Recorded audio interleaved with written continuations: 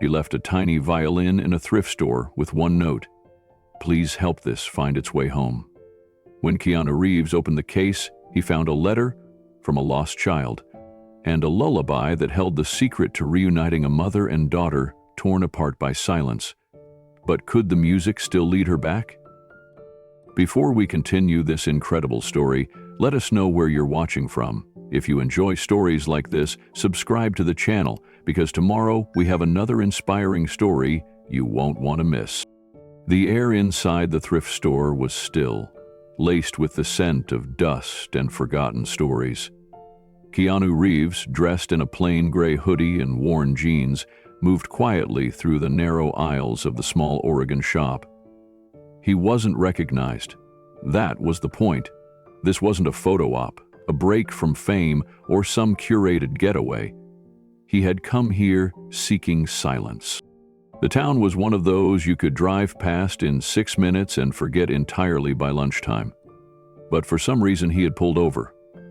The hand-painted thrift and gift sign in the window had caught his eye, not because of its charm, but because something about it felt untouched, real.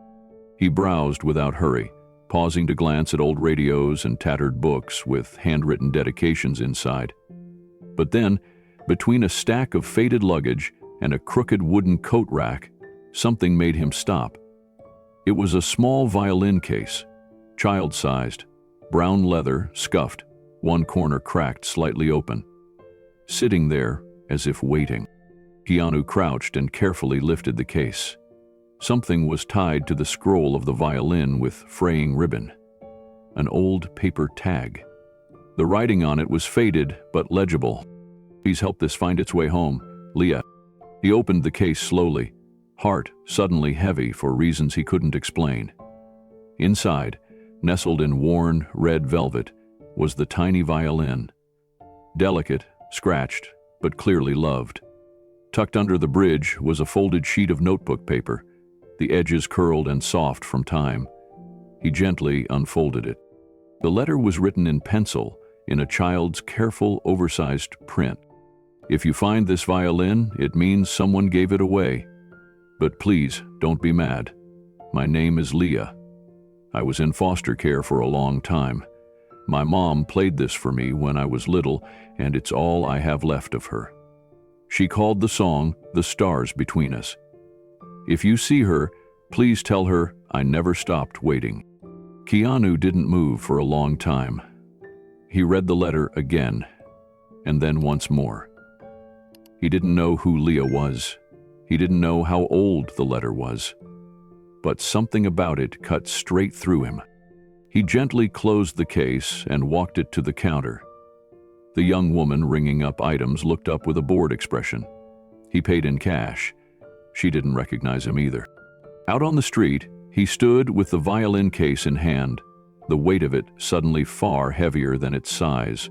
Somewhere, a girl had lost something sacred, and somewhere, a mother may not have even known her daughter still remembered her. That was enough for Keanu. He whispered under his breath, "Let's go find her." Keanu didn't return to his car right away. Instead, he walked to a quiet bench near the edge of the town square. Trees arched overhead, their leaves whispering in the late afternoon breeze. He opened the violin case again. Not to play it, but to understand it. Every detail felt intentional, preserved. Even the inside pocket of the case held fragments, a broken rosin cake, a scrap of ribbon, and a bent photograph. He carefully unfolded the photo. It was small, square, and slightly water-stained.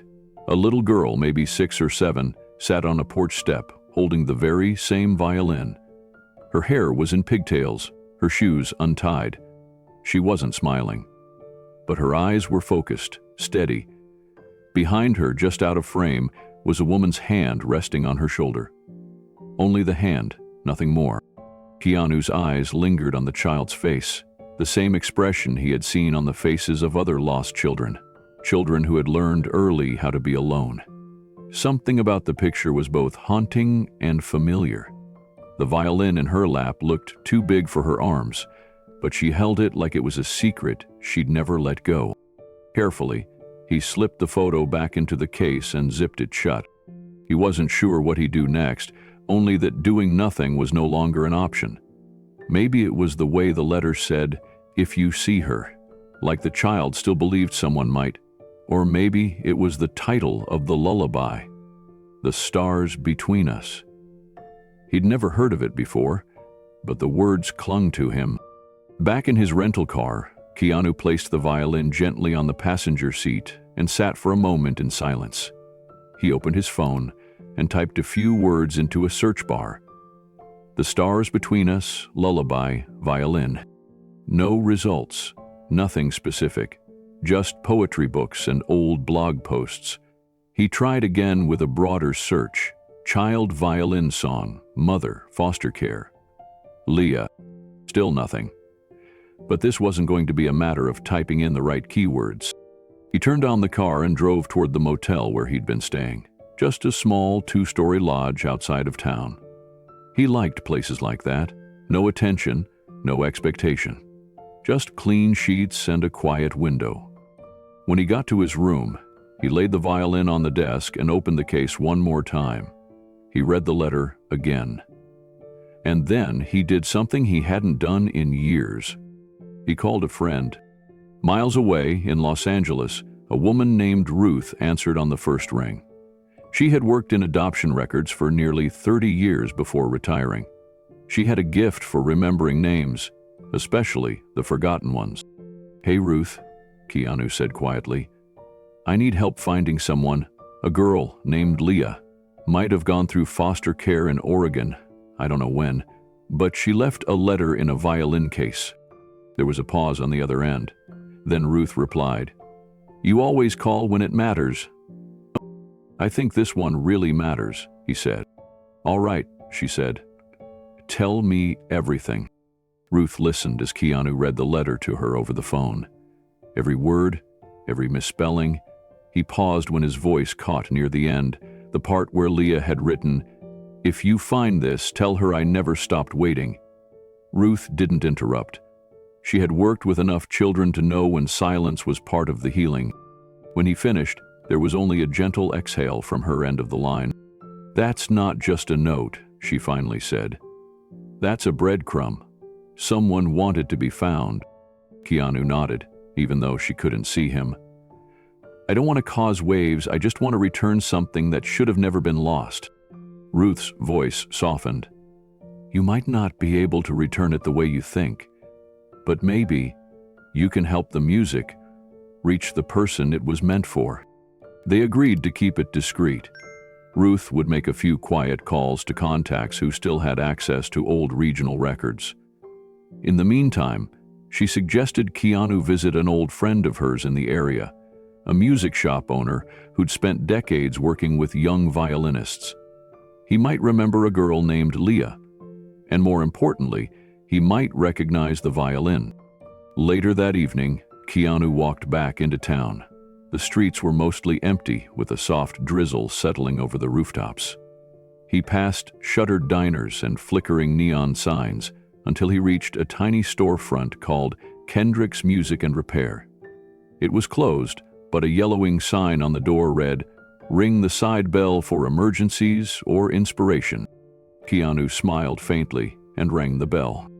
After a few minutes, an elderly man with a bushy mustache and thick glasses appeared. He looked up at Keanu, took one step back, then grinned.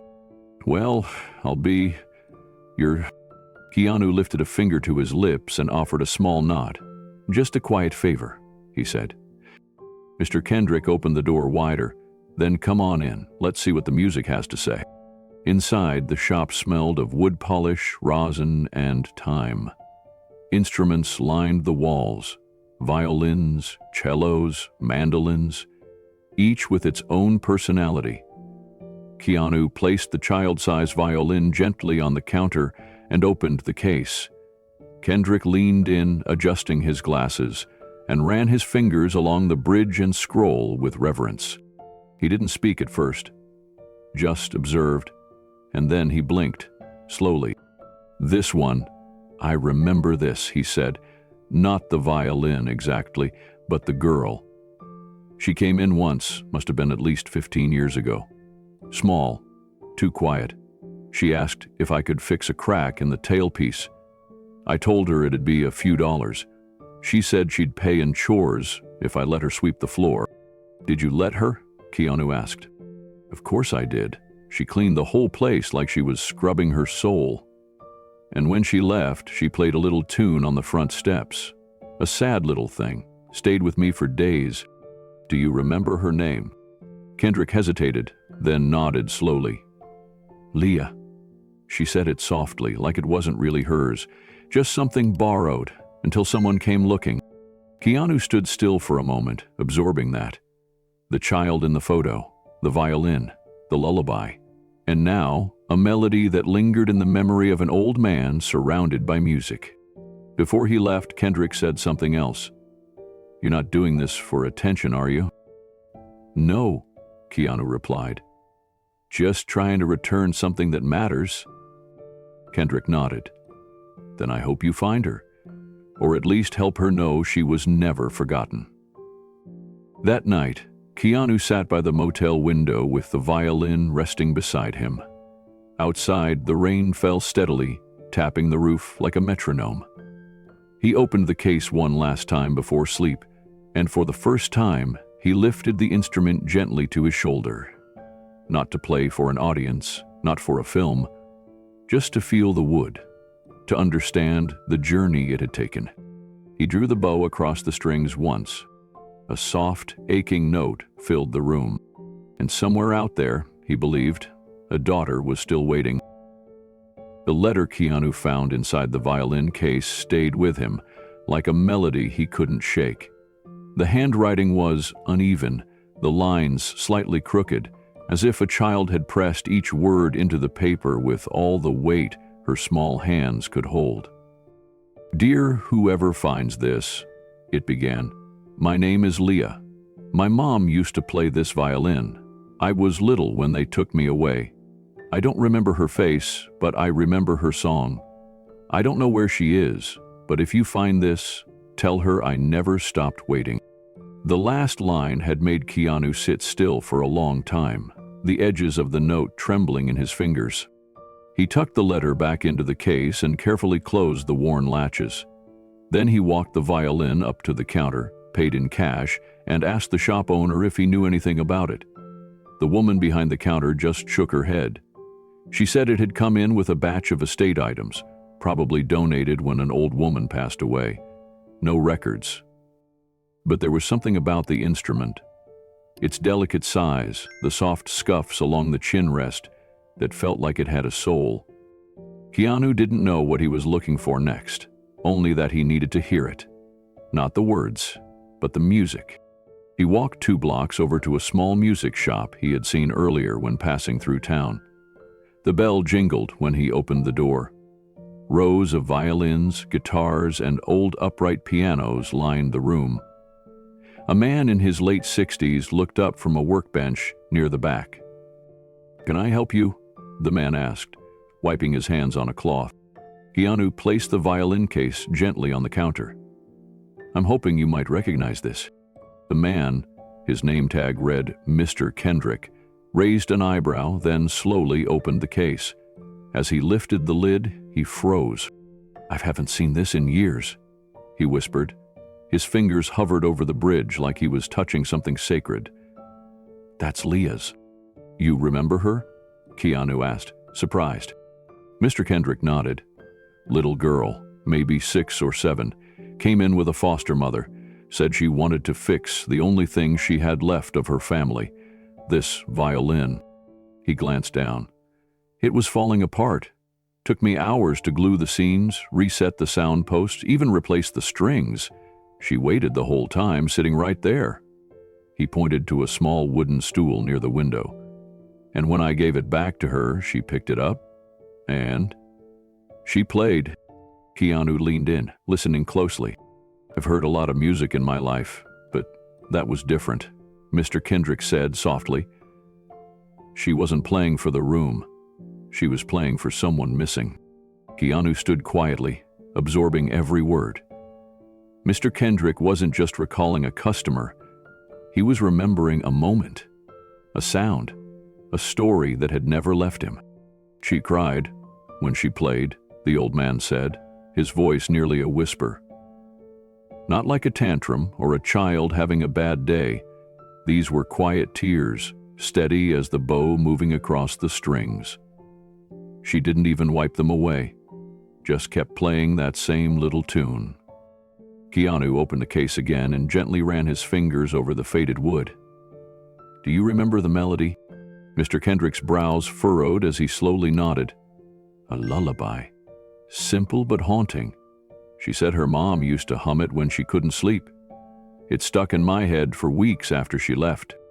"Do you remember where she was going?" Keanu asked. The old man shook his head. "Her foster mother didn't talk much. Wore a denim jacket, tight ponytail, military type maybe? Said they were just passing through, never gave a forwarding address." Keanu's eyes stayed fixed on the violin. "What happened to Leah?" Mr. Kendrick sighed. "I never saw her again." A long silence settled between them. Then the shop owner moved toward the back of the store, rummaging through a drawer. "Wait here," he said. He returned a moment later, holding a worn ledger. "I've kept records since the 80s. Might be something in here." Keanu watched him flip through the yellowed pages, fingers tracing lines of entries, names, dates, repairs, notes in tight cursive. Then Mr. Kendrick stopped. "Here," he said, tapping the page. Keanu leaned over. The entry read, "Leah. 3/4 violin repair. Foster placement from Portland area. Paid cash. Age approx 7. Played mother's song. Left no address." That was all. No last name, no agency, just a town and a memory. But for Keanu, it was enough. "Thank you," he said, gently closing the ledger. "You've helped more than you know." Mr. Kendrick looked at him for a long moment, as if trying to place him. Then he said, "Are you one of those people who tries to put things back together?" Keanu gave a soft smile. "Something like that." Mr. Kendrick nodded and added one last thought. "If you find her, Leah, I hope she's still playing. That sound deserved to grow." Keanu picked up the violin, gave the man a firm handshake, and stepped outside. The town felt different now, less quiet, as if a story had started breathing again. He slipped into the rental car and looked at the case beside him. Portland. A foster mother. A song. It wasn't much, but sometimes the smallest melody holds the loudest echoes. By the time Keanu reached the edge of town, the violin sat beside him on the passenger seat, the child-sized case buckled gently like someone had once tucked it in for safety. He pulled off at a quiet overlook, where tall pines framed the horizon, and rested his hands on the steering wheel. He opened the case again and pulled out the folded letter tucked inside. The paper, already delicate with time, still carried the weight of a child's voice. "Dear Mom," it began again. "I still have the violin. I still remember the song. Every time I play it, I feel like you're nearby, like maybe you're waiting for me too. If someone finds this, please tell her I never stopped waiting." He stared at the words. A part of him didn't feel like a reader anymore. He felt like a messenger, someone entrusted with a message that had gone undelivered far too long. He took out his phone and called an old contact in Portland, someone who had worked for years in the Child Services Network, now retired but still with connections, a woman named Duval. When she picked up, her voice was cautious but kind. "Keanu?" He explained the situation, the violin, the letter, the name. There was a pause. "Leah," Mrs. Duval said slowly. "I remember Aaliyah. She came through the system when I was still active. There were music notes drawn all over her intake file. One of my assistants made a copy. She said she couldn't bear to toss it with the rest of the case. Is there any way to find it? It might still be in my garage. I saved some things when the agency downsized. Give me a day." Keanu whispered, "Thank you." That night, he didn't book a hotel. Instead, he slept in the car with the violin case beside him. He left the windows cracked just enough to hear the wind slip through the trees. He kept the case open. Even in the dark, the polished curve of the violin caught the moonlight. And in the middle of the night, as the silence deepened, Keanu swore he could almost hear it. Not a song, but a memory tuning itself to life again. The violin case sat carefully beside Keanu on the worn wooden table of the small-town library. Dust motes floated in the sunlight that streamed through the tall, uneven windows.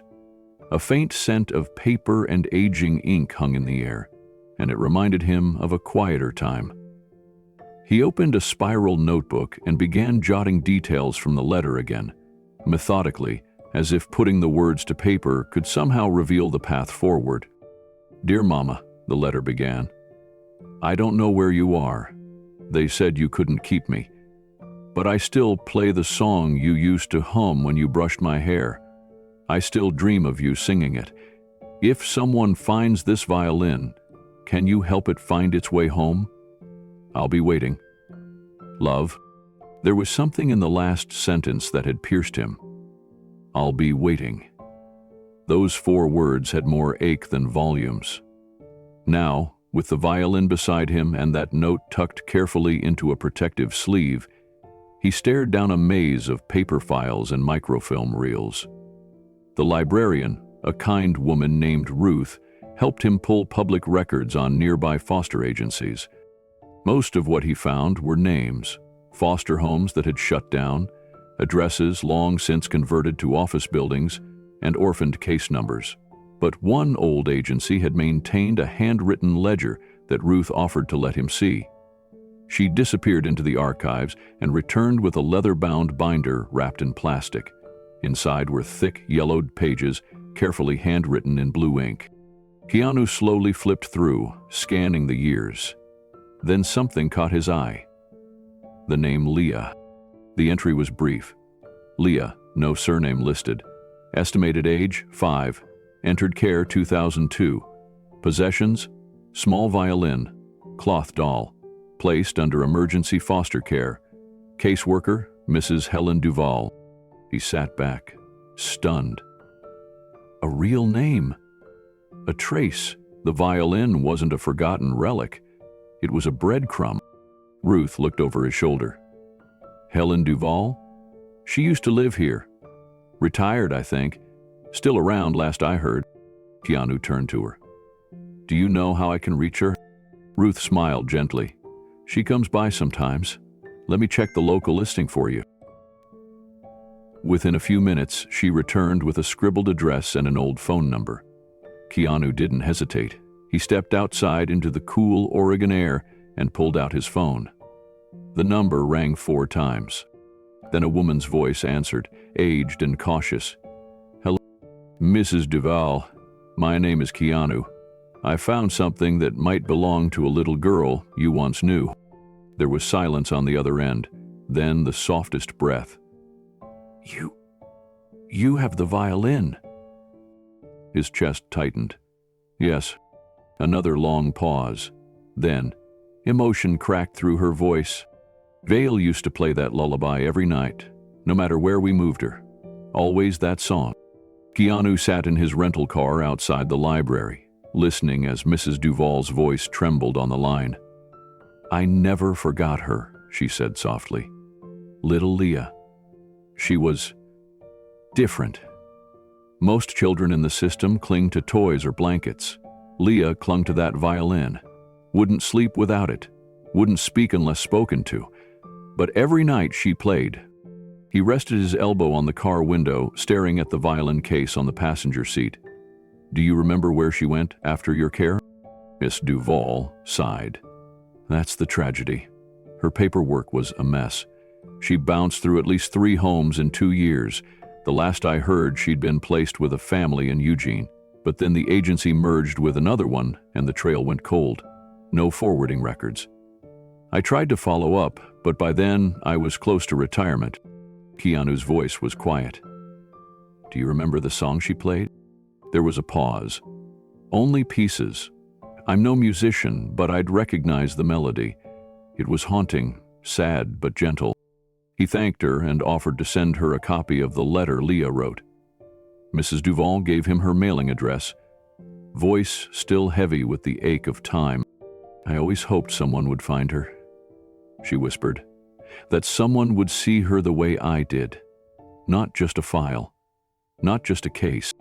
Keanu hung up and sat in stillness, letting her words settle.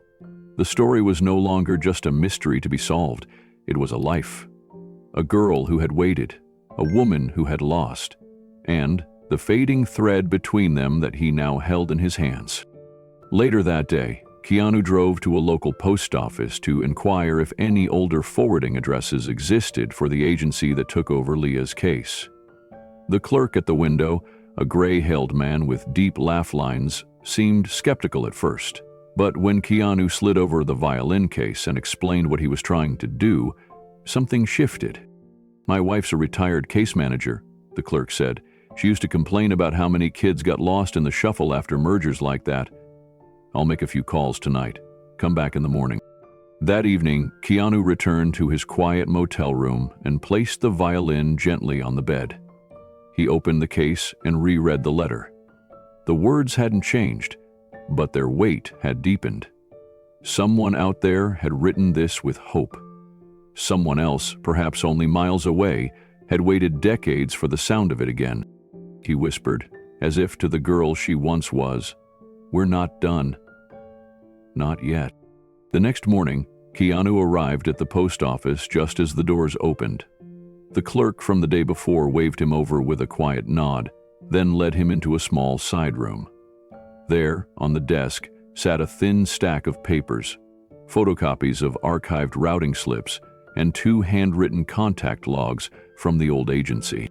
My wife got these from a friend who still works at a warehouse in Salem, the clerk said. Buried deep, not even digitized. But there's something here you might want to see. Keanu leaned forward.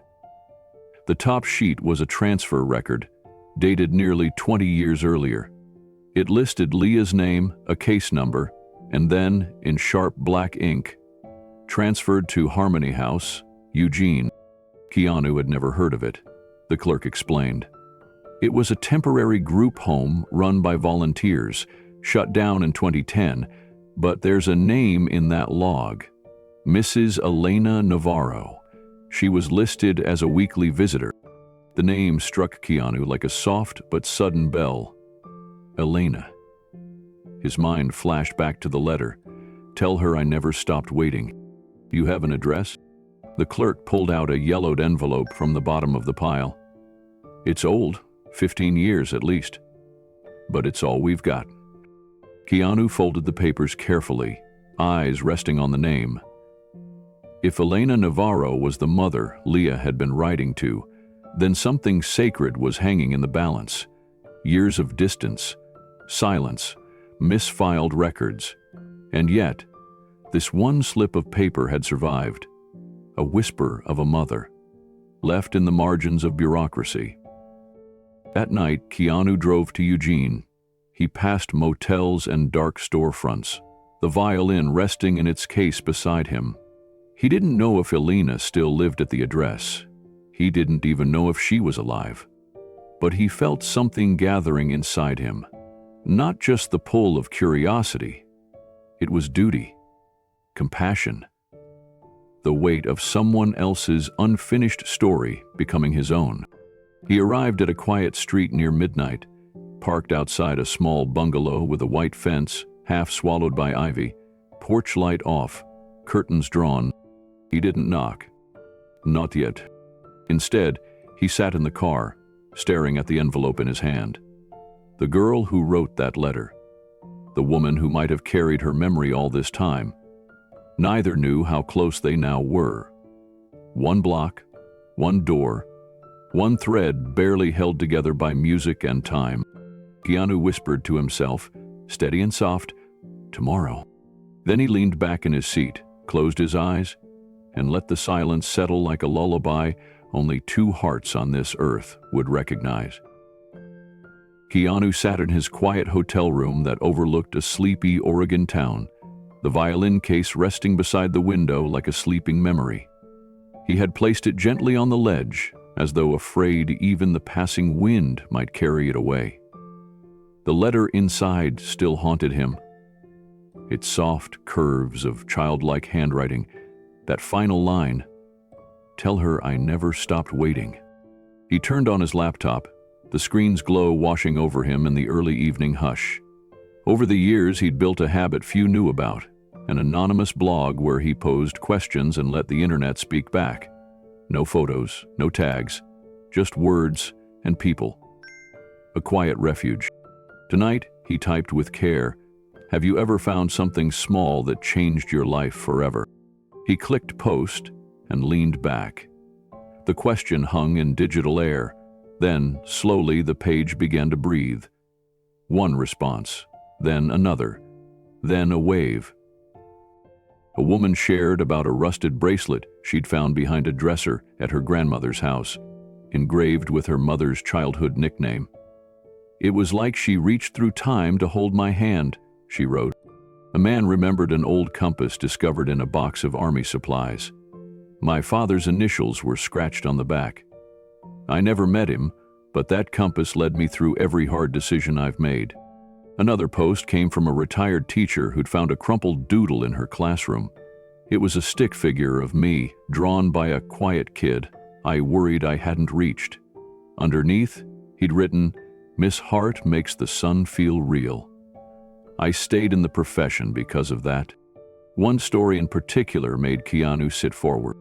It read, "When I was little, I had this toy violin.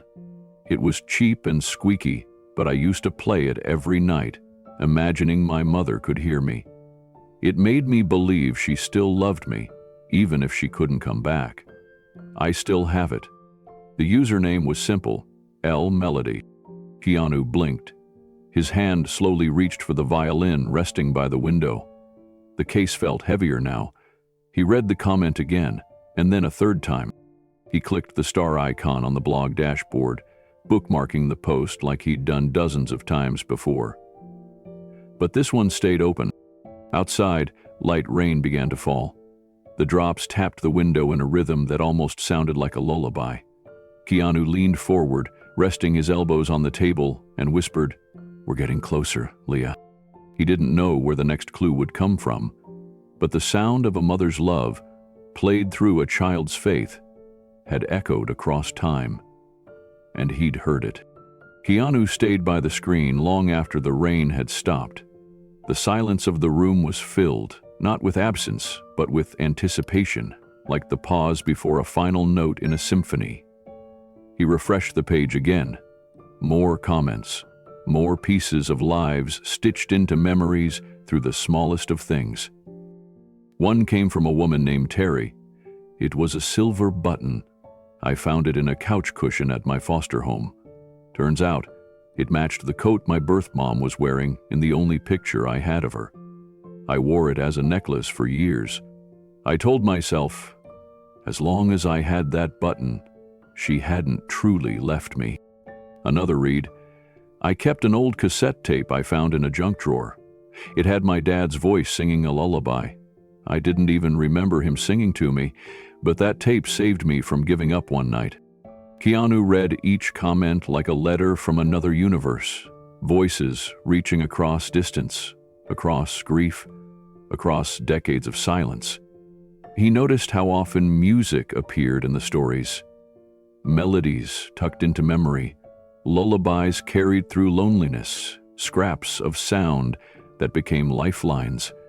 He clicked back on L. Melly's post. There were no other entries on the profile, no location tagged, but something about the way she wrote, it didn't feel fictional.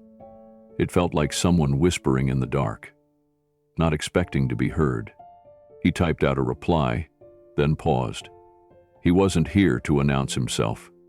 He was here to listen, to learn, and maybe, just maybe, to connect the last dots in a story long forgotten. Instead, he opened his journal and jotted down 3 words. L. Melody. Maybe Leah? He underlined the last name softly, then flipped to a new page.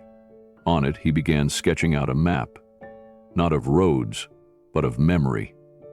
The thrift store, the violin, the shopkeeper, Mr. Kendrick, Mrs. Duval, the retired social worker, and now, Melody.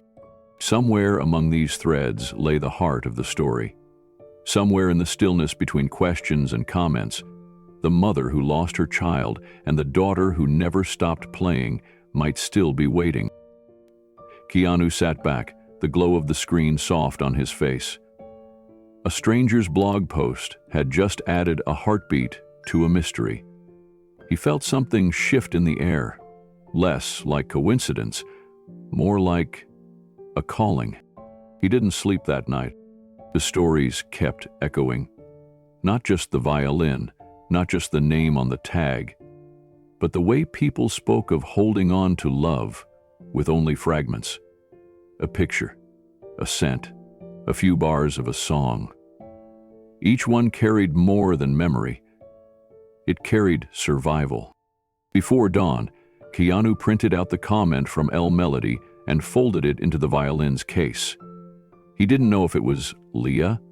He didn't even know if she was still in Oregon. But someone, somewhere, remembered a toy violin. That alone was enough to keep going. He scribbled a note to himself at the bottom of his map. Find the song, the original lullaby. If it truly connected mother to daughter, then that melody might still hold the key, not just to location, but to recognition. A bridge over lost time. He looked down at the violin resting beside him on the table, and for a moment, imagined it as it once was, in the hands of a little girl with too many goodbyes and one quiet hope. The first notes of that reunion hadn't played yet, but the overture had begun. Keanu stood at the threshold of the modest two-story home, nestled between two towering evergreens. The gravel crunched beneath his boots as he stepped toward the faded porch. Mrs. Duval's house looked like time had passed gently through it. White siding aged to a soft gray, a porch swing that moved with the breeze, and a ceramic wind chime shaped like birds that tinkled overhead. He knocked twice. Moments later, the door opened. A woman in her 70s stood there, small in stature, but her gaze was sharp behind round glasses. "You're the one with the violin?" she asked softly. He nodded. "And a letter." Mrs. Duval didn't need more. She stepped aside and waved him in with a tremble in her hand. The living room was warm with the scent of vanilla and old wood. On a table by the window sat a photo of a little girl holding a violin almost too big for her hands. Her name didn't need to be said. "She was one of mine," Mrs. Duval said, lowering herself into a recliner. "Not for long, but I remember her." Keanu opened the violin case gently and placed it on the coffee table. The faded note was still tied to the scroll. He unfolded the letter inside and placed it next to the instrument. Mrs. Duval looked at it for a long moment before nodding to herself. "She called it her mother's voice," she whispered. "She said if she played it loud enough, her mom might hear her from wherever she was. That's the only reason I remember her so clearly. That and the lullaby." Keanu tilted his head. "You remember the song?" "I do," she said. "She played it every night before bed, cried while she did it. I used to sit outside her door, not because I had to, but because it felt like prayer." Keanu looked down, absorbing the weight of her words. He didn't want to ask for more, but he had to. "Do you have anything official? A record?" Scott made the hesitation, then slowly pushed herself out of the chair. "Come with me." They walked up a narrow staircase to the attic. It smelled of cedar and age. Sunlight filtered through a dusty window. She opened an old file cabinet and began sorting through the folders, hundreds of them. After a few minutes, her hand stopped. She pulled out a manila folder marked in black pen, LIAM. It was thin. She opened it carefully and laid it across a storage trunk. Inside were only a few documents, an intake form, a health record, and a note written in a younger Mrs. Duval's hand. Keanu leaned closer and read aloud. Mother underage, termination forced. Violin kept by child. The words struck harder than he expected. Mrs. Duvall exhaled. I argued against the separation. She was 16, the mother, scared. But she loved that baby more than anything. I could see it, and the violin, she made it with her father. That's why the child wouldn't let it go. Keanu sat back, silent. Mrs. Duvall touched the violin case. That girl never stopped waiting. I could feel it in the way she played. He nodded. Then it's time someone showed her. Someone still hears her. The attic grew quiet again. Only the soft creaks of old floorboards under shifting weight filled the space. Keanu stared at the note in Mrs. Duvall's handwriting one more time.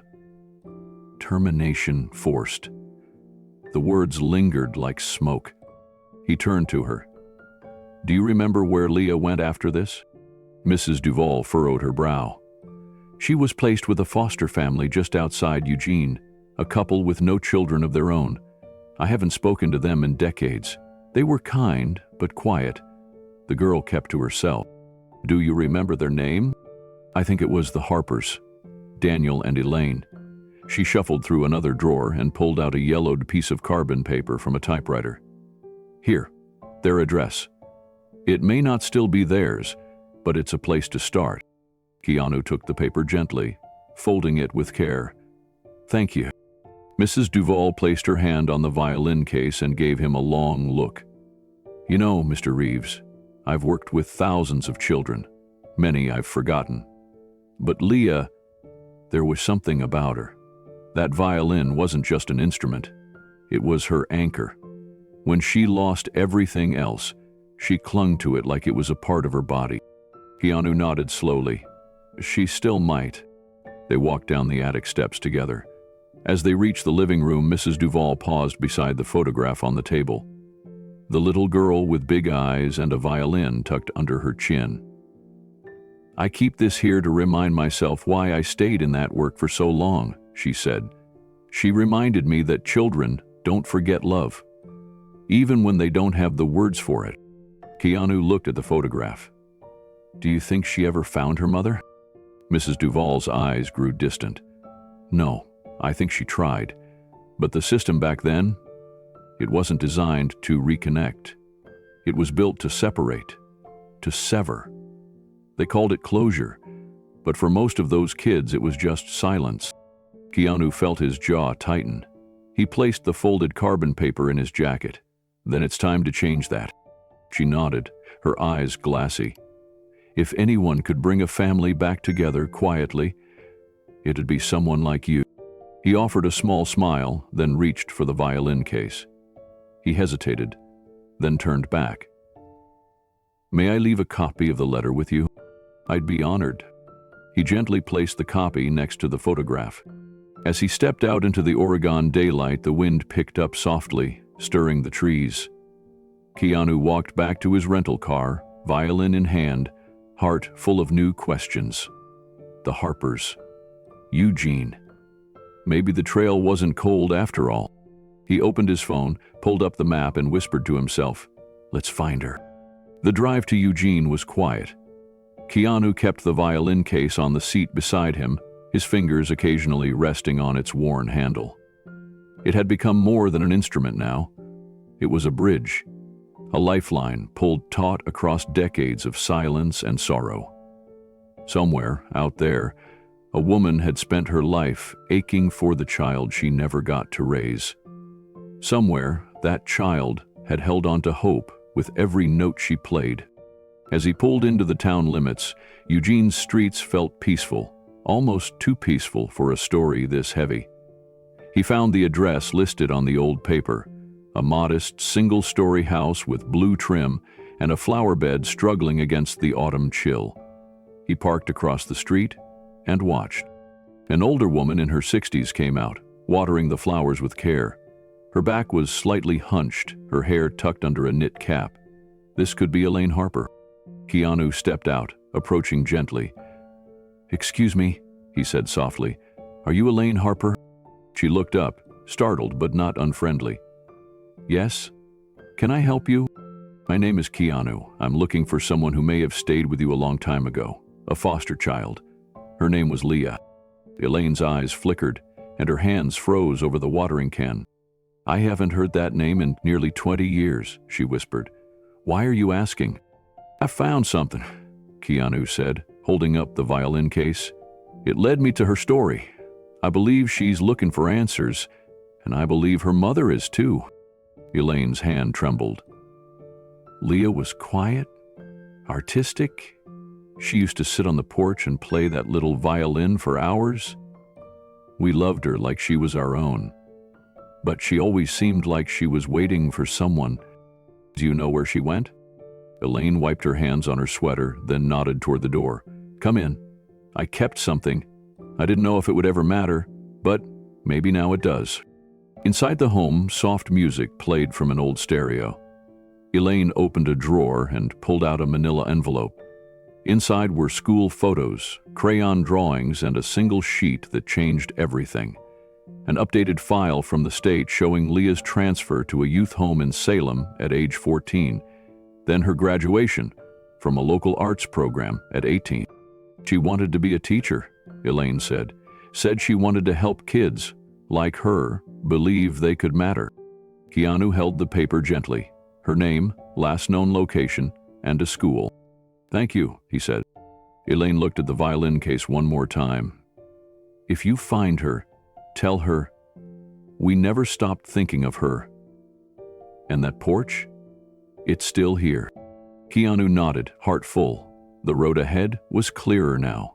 The girl who waited with music had left a trail after all, and he would follow it, note by note. Keanu drove south along the quiet highway that threaded through Northern California, the violin case resting on the passenger seat beside him. The mountains had softened into golden hills, the pines into oaks. He wasn't sure what he would find, only that he had to follow the next name in the file Mrs. Duval had carefully preserved, Elena Morales. The address led him to a modest community center tucked between an elementary school and a laundromat in a small, sun-baked town. A hand-painted sign out front read, Harmony Outreach, free music for all ages. There were children's drawings taped inside the windows, musical notes, and smiling faces drawn in crayon. He walked in, violin in hand. Inside, the walls were lined with donated instruments. A piano sat in one corner, chipped but well-loved. In the back room, a soft melody played, gentle piano keys, unsure but heartfelt. A woman in her 40s was helping a child position their fingers on the keys. Her dark hair was pulled into a simple braid, her clothes worn but clean. Her voice was patient, encouraging. When the song ended, she looked up and smiled at Keanu. Can I help you? He stepped forward and quietly held up the violin. Her smile faltered. The color drained from her face as she looked at it, really looked at it. Her hands came up to her mouth, trembling. She took a step closer, eyes wide, heart racing. Then she whispered one word. Ugh. The name fell from her lips like a breath she'd been holding for decades. She reached out, her fingertips grazing the edge of the scroll. She looked at Keanu, trying to understand. Where did you find this? Her voice was barely audible. In a thrift store in Oregon, he replied gently. There was a note tied to it, and a letter inside. Her knees buckled slightly, and she sat down hard on the nearest bench. Her hands clutched the edge of the instrument like it might vanish. She made a Julie saw for me, she said, her voice breaking. When she was a baby, I would hum the lullaby and tap rhythms on her little chest. She would coo, then later she'd mimic the notes. I saved every dollar for that violin when she was 5. Keanu sat down beside her, silent, listening. I was 16 when I had her, she continued, staring into the past. My father didn't believe in teenage mothers. He said we'd both be ruined. There was a fight, a court date. I didn't get to say goodbye. Tears slid down her cheeks now, silent and heavy. They told me it was final, that it was for the best. I believed them because I didn't know better, but I never stopped thinking about her. Never. Keanu listened without interruption, his hand still resting lightly on the violin case between them. Elena's shoulders shook, but her voice stayed steady now, as if years of silence had found a crack to break through. I joined this center 8 years ago, she said softly. I couldn't sleep for a long time unless I played something, anything. One night I sat here alone and started tapping the lullaby on the piano bench. That's when I realized I hadn't played for anyone since her. She looked over at the photos pinned to the bulletin board behind the front desk. Kids with violins and flutes and sheet music. Some barefoot, some beaming. A few adults too, women with weary eyes and quiet smiles. Men trying to hold chords with calloused hands. She pointed at one in particular. That's Teresa. She's in recovery. Music is the only thing that calms her. And Daniel over there, he's on the spectrum. He plays cello by ear. This place became more than a job for me. It became how I survived. She turned back to Keanu. But I never stopped hoping.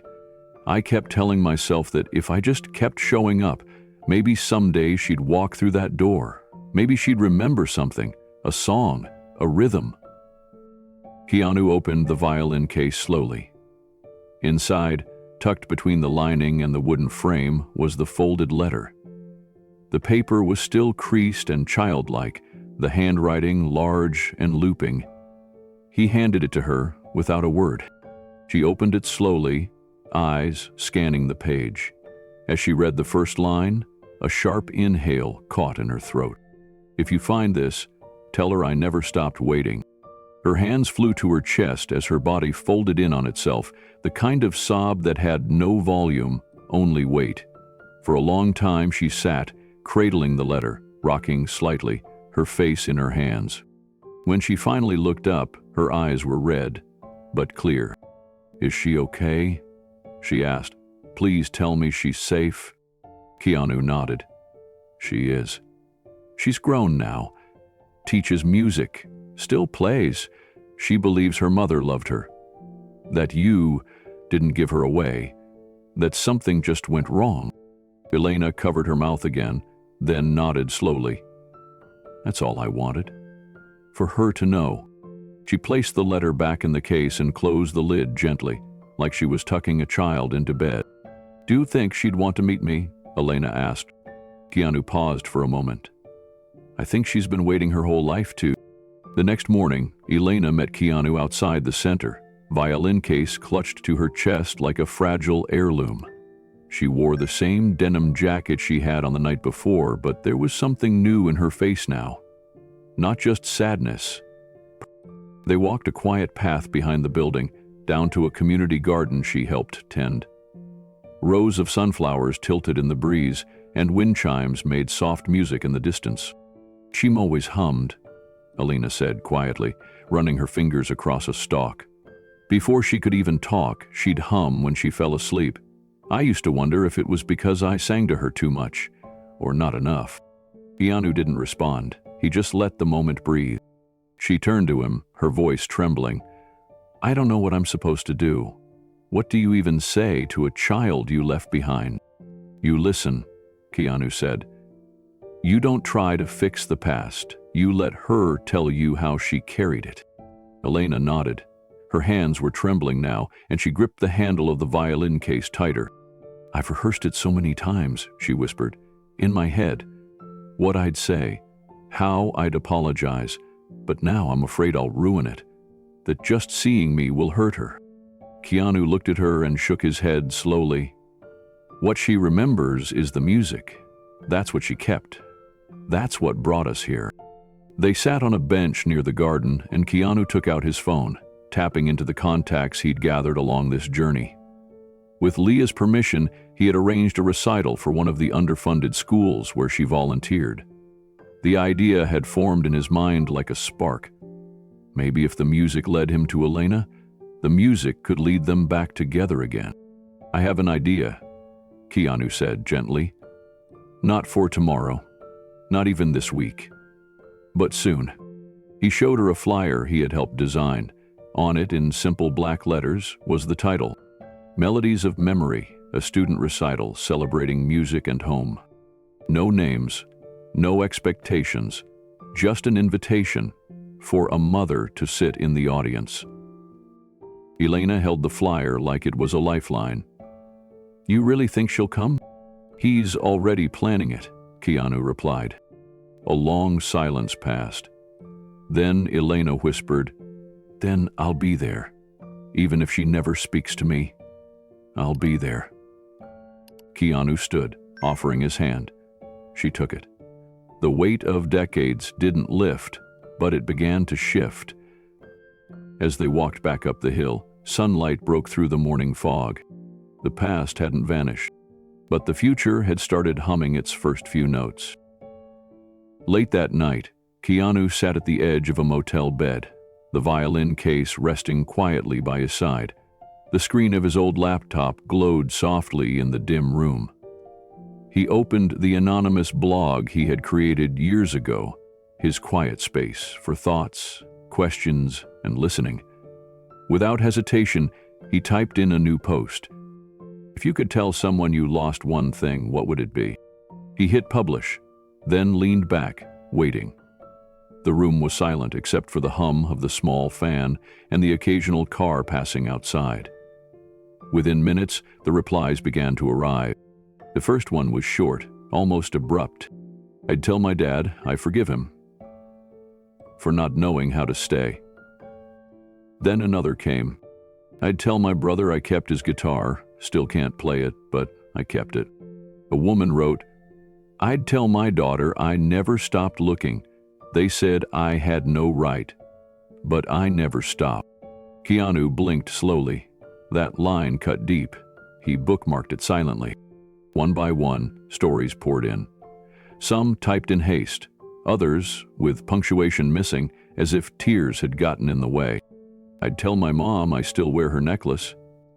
I'd tell my son the lullaby still plays in my dreams." And then, one stood out more than the rest. It wasn't long, but it felt familiar. "If she ever played the song, I hope she knew it was for me." Keanu read it again and again. Something about the phrasing, the ache behind it, stirred something inside him. He opened a blank post. His fingers hovered over the keys for a long moment before he finally wrote, "Some songs wait until the right ears hear them." He didn't sign it. He didn't need to. He closed the laptop and looked at the violin case, then at the folded note still tucked in his pocket. The one Leah had written. Her childhood plea to find home. It was all converging now. Two people, connected by a sound, by a memory, and by hope. And somewhere in the echo of that night's silence, the song they both held in their hearts was already beginning to play again. Keanu lay awake long after midnight, his mind drifting between stories. Each reply from the blog weighed on him like quiet footprints across a snow-covered field. Soft, but undeniable. These were strangers speaking into a void, hoping someone, anyone, might listen. He thought of Leah again. Her letter, the faded tag on the violin, the lullaby that connected past to present like a fragile thread. And now, the words from someone who might be Elena. The resemblance in tone and grief was striking. If she ever played the song, I hope she knew it was for me. Could that be Elena's anonymous reply? He thought back to the moment he'd shown her the photo of the violin, the way her hands trembled, the crack in her voice when she said, "She used to play for me." There was no mistaking the bond. It had never broken, just been buried beneath silence and systems. A few more comments popped up on the blog. "I'd tell my dad I found the letters. I know now he tried. I'd tell my best friend that the song we wrote still plays in my heart. I'd tell her I'm still here, still waiting." Keanu read each one, grateful and sorrowful all at once. He felt the gravity of them. Not just stories, not just digital ghosts. These were lives, memories, regrets, trying to find their way home. It reminded him of something a monk once told him during filming in Japan. To love from afar is still love, but it becomes complete when it's shared again. Keanu opened the violin case once more. He traced his fingers over the smooth wood, paused at the worn place where a child's hand had pressed again and again over years of practice. He wasn't a virtuoso, but he understood reverence. The violin was no longer just a clue. It was a living message, a vessel of memory and longing. And now, it needed to sing again. He stood, grabbed a pen from the dresser, and scribbled something onto a napkin from the motel counter. You never stopped waiting. Now it's her turn. He folded the napkin and tucked it beside the violin. The next step was clear. He would find Leah. Not just her name or face, but her music. Somewhere she was still playing, still believing in a reunion she had no reason to expect. And when that moment came, Keanu wanted to be there, not as a celebrity, not as a fixer, but simply as a man who listened when no one else did. He powered down the laptop, packed the violin, and opened the door into the cool night. There was no applause, no spotlight, just stars above and a path ahead, and the soft, invisible notes of a lullaby that was finally finding its way home. The following morning, Keanu returned to the blog one last time before hitting the road. The overnight thread had grown beyond anything he expected. Hundreds of responses now filled the page. Some were just a few words, others stretched into long, vulnerable paragraphs. But one thing united them all. Each person had someone they missed, something they still wished they could say. He scrolled until a single comment made him stop. I was taken from my daughter before she even had words. She's probably grown now. Maybe she's moved on. But if she ever plays that song, I hope she knows it was always meant for her. He exhaled slowly, recognizing the quiet pain buried inside the sentence. It was Elena. It had to be. Not just in tone, but in timing. She'd mentioned the lullaby more than once when he visited, and now here it was, shared with strangers on a blog she likely didn't know he ran. It wasn't just coincidence, it was a signal. Keanu leaned over his keyboard and typed a reply, not as himself, but as the anonymous host of the forum. Some songs wait until the right ears hear them. He hovered his finger over the post button, then clicked. It was enough. He didn't need applause. He didn't need to be recognized. What mattered was that the message, her message, had echoed across the dark and found its way into the light. There was something sacred about that. He folded the laptop and turned toward the window. In the distance, a group of schoolchildren crossed the street, laughing, one of them dragging a wheeled cello case behind them. Music always finds its way home. He packed the violin once more. This time, though, he tucked the printed blog comment into the velvet lining beside the old note from Leah. The two belonged together now, fragments of a melody waiting for their final verse. There was one last lead to follow, and he already knew where it pointed. Somewhere out there, a woman who called herself Leah was still holding on to a tune from a lifetime ago. Not out of denial, but out of belief. That belief deserved to be answered. There, he whispered softly to himself, "Hold on a little longer, Leah. You're almost home." Then he turned off the lights, stepped into the morning, and followed the trail of music the way one follows the wind, quietly, reverently, and with all the care in the world. The school didn't look like much from the outside. Cracked pavement in the parking lot, peeling paint on the portable classrooms, and a faded mural along the gym wall showing children holding hands beneath a rising sun. But inside, something different pulsed through the halls. Something warm. It was late afternoon when Keanu arrived, wearing a plain jacket and baseball cap, moving quietly through the entrance like any other parent or community member. He'd come during open concert day, when the school's small music department hosted performances from their after-school programs. The hallway buzzed with the sound of squeaky sneakers and off-key trumpet practice. Posters lined the walls with messages like, "Let the music speak," and "Hope begins with a song." Keanu moved past the crowd of parents with clipboards and paper cups of coffee.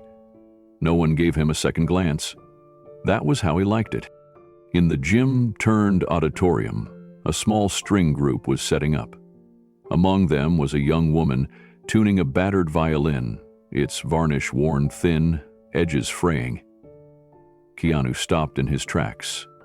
The moment he saw her, he knew. Her posture, the way she leaned into the strings, the care in her touch. It was her. Leah. She had her mother's eyes.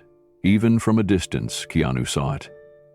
He slipped quietly into the last row of folding chairs just as the lights dimmed and the first notes of the evening's performance filled the space. Children performed songs from memory, some off-key, some shy, but all proud. Keanu clapped along with the parents, smiling softly, but he was waiting for one thing. When Leah stepped to the front of the group with her violin and introduced a piece, her voice carried a calm that came from years of practice, hiding pain. "This next song," she said, "isn't in any book. I don't even know if it has a real name. It's something I remember from when I was little. My mom used to play it. I think.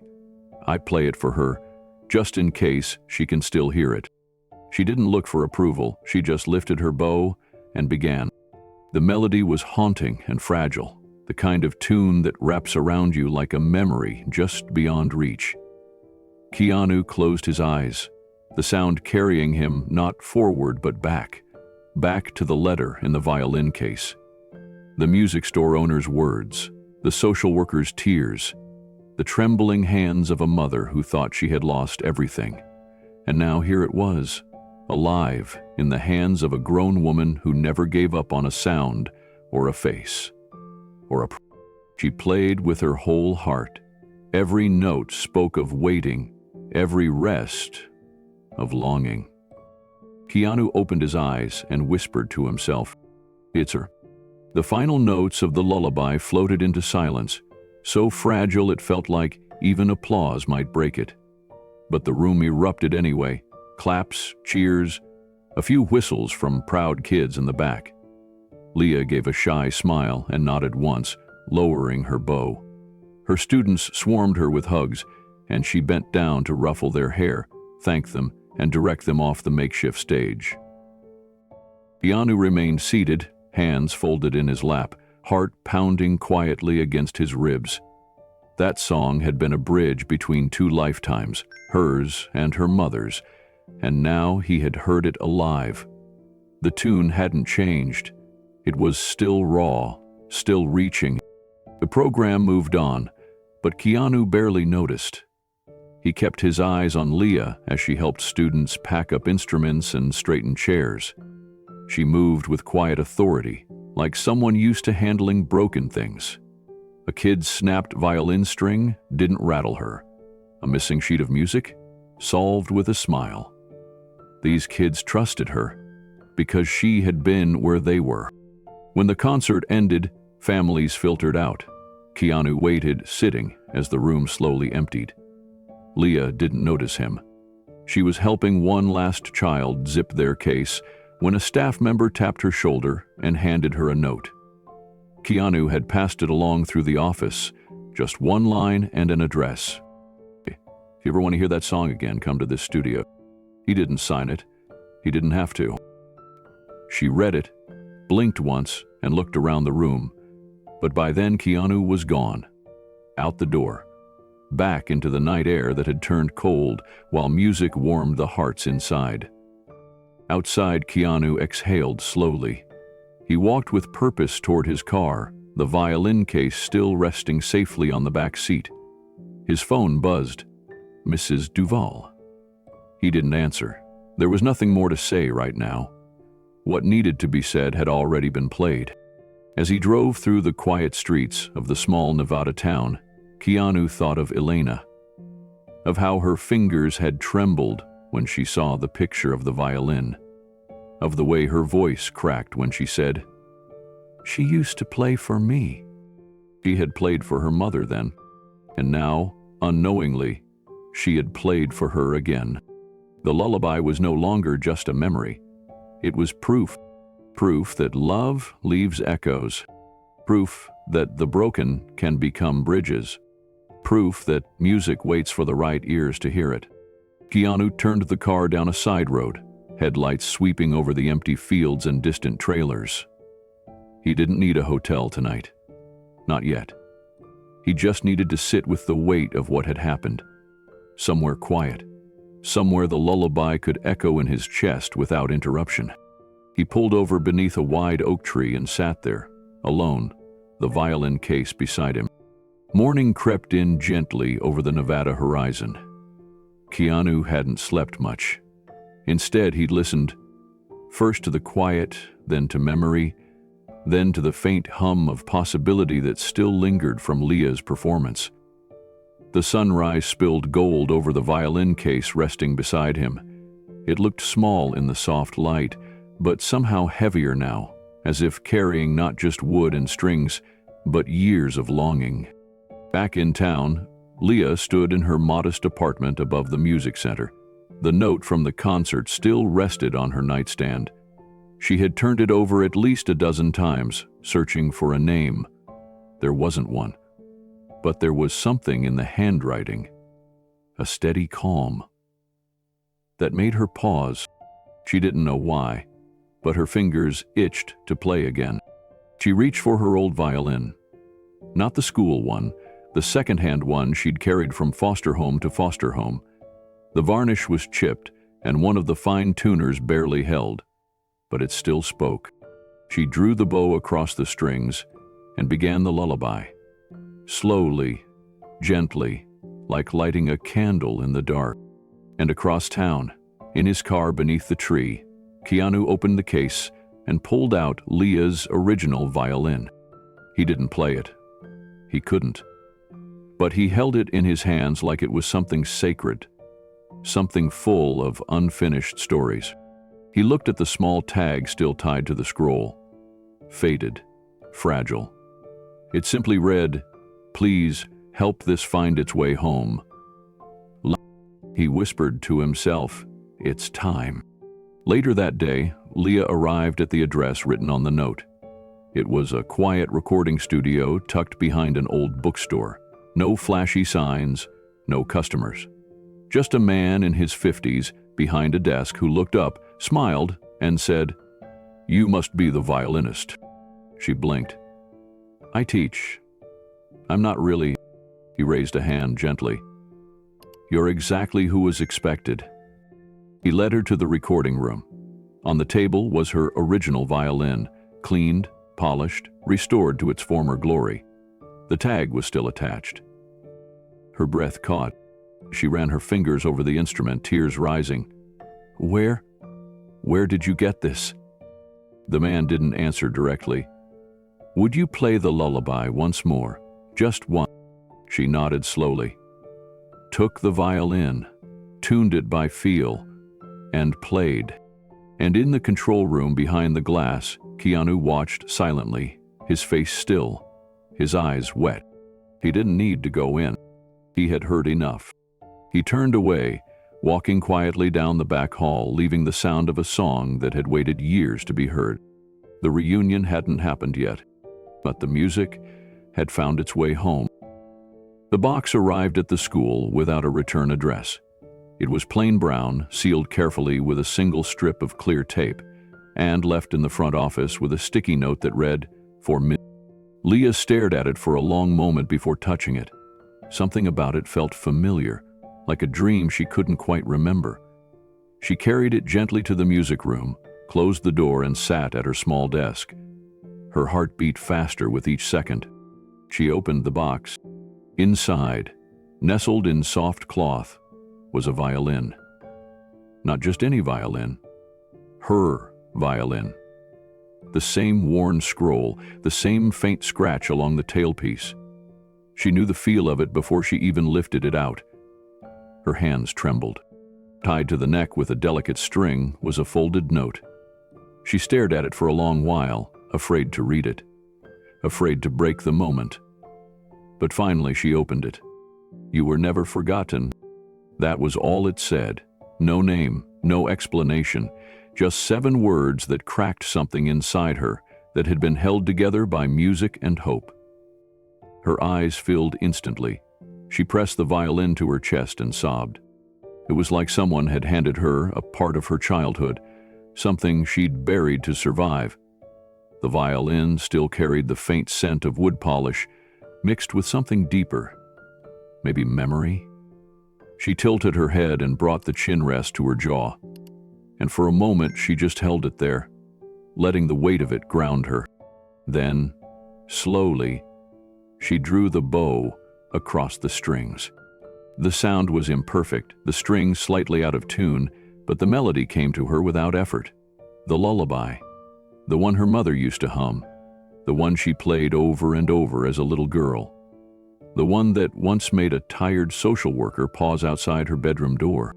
She played it now through tears. Outside the door, no one was watching, no one applauded, and that was how it should be. That night, long after the kids had gone home and the halls were quiet, Leah sat at her desk and opened her journal. She turned to a blank page and began to write. "To whoever sent this violin, I don't know who you are or how you found it, but you gave me back a piece of my soul. I didn't even know I needed it until I held it again. Thank you." She closed the journal and placed it back in the drawer. Some letters weren't meant to be sent. Some were meant just to be written. The next day, Leah walked into her classroom earlier than usual. She placed the violin in the center of the table where her students normally gathered. When they filed in one by one, some sleepy, some bouncing with energy, they noticed the instrument immediately. "Is that new, Miss Leah?" one girl asked. Leah smiled softly and shook her head.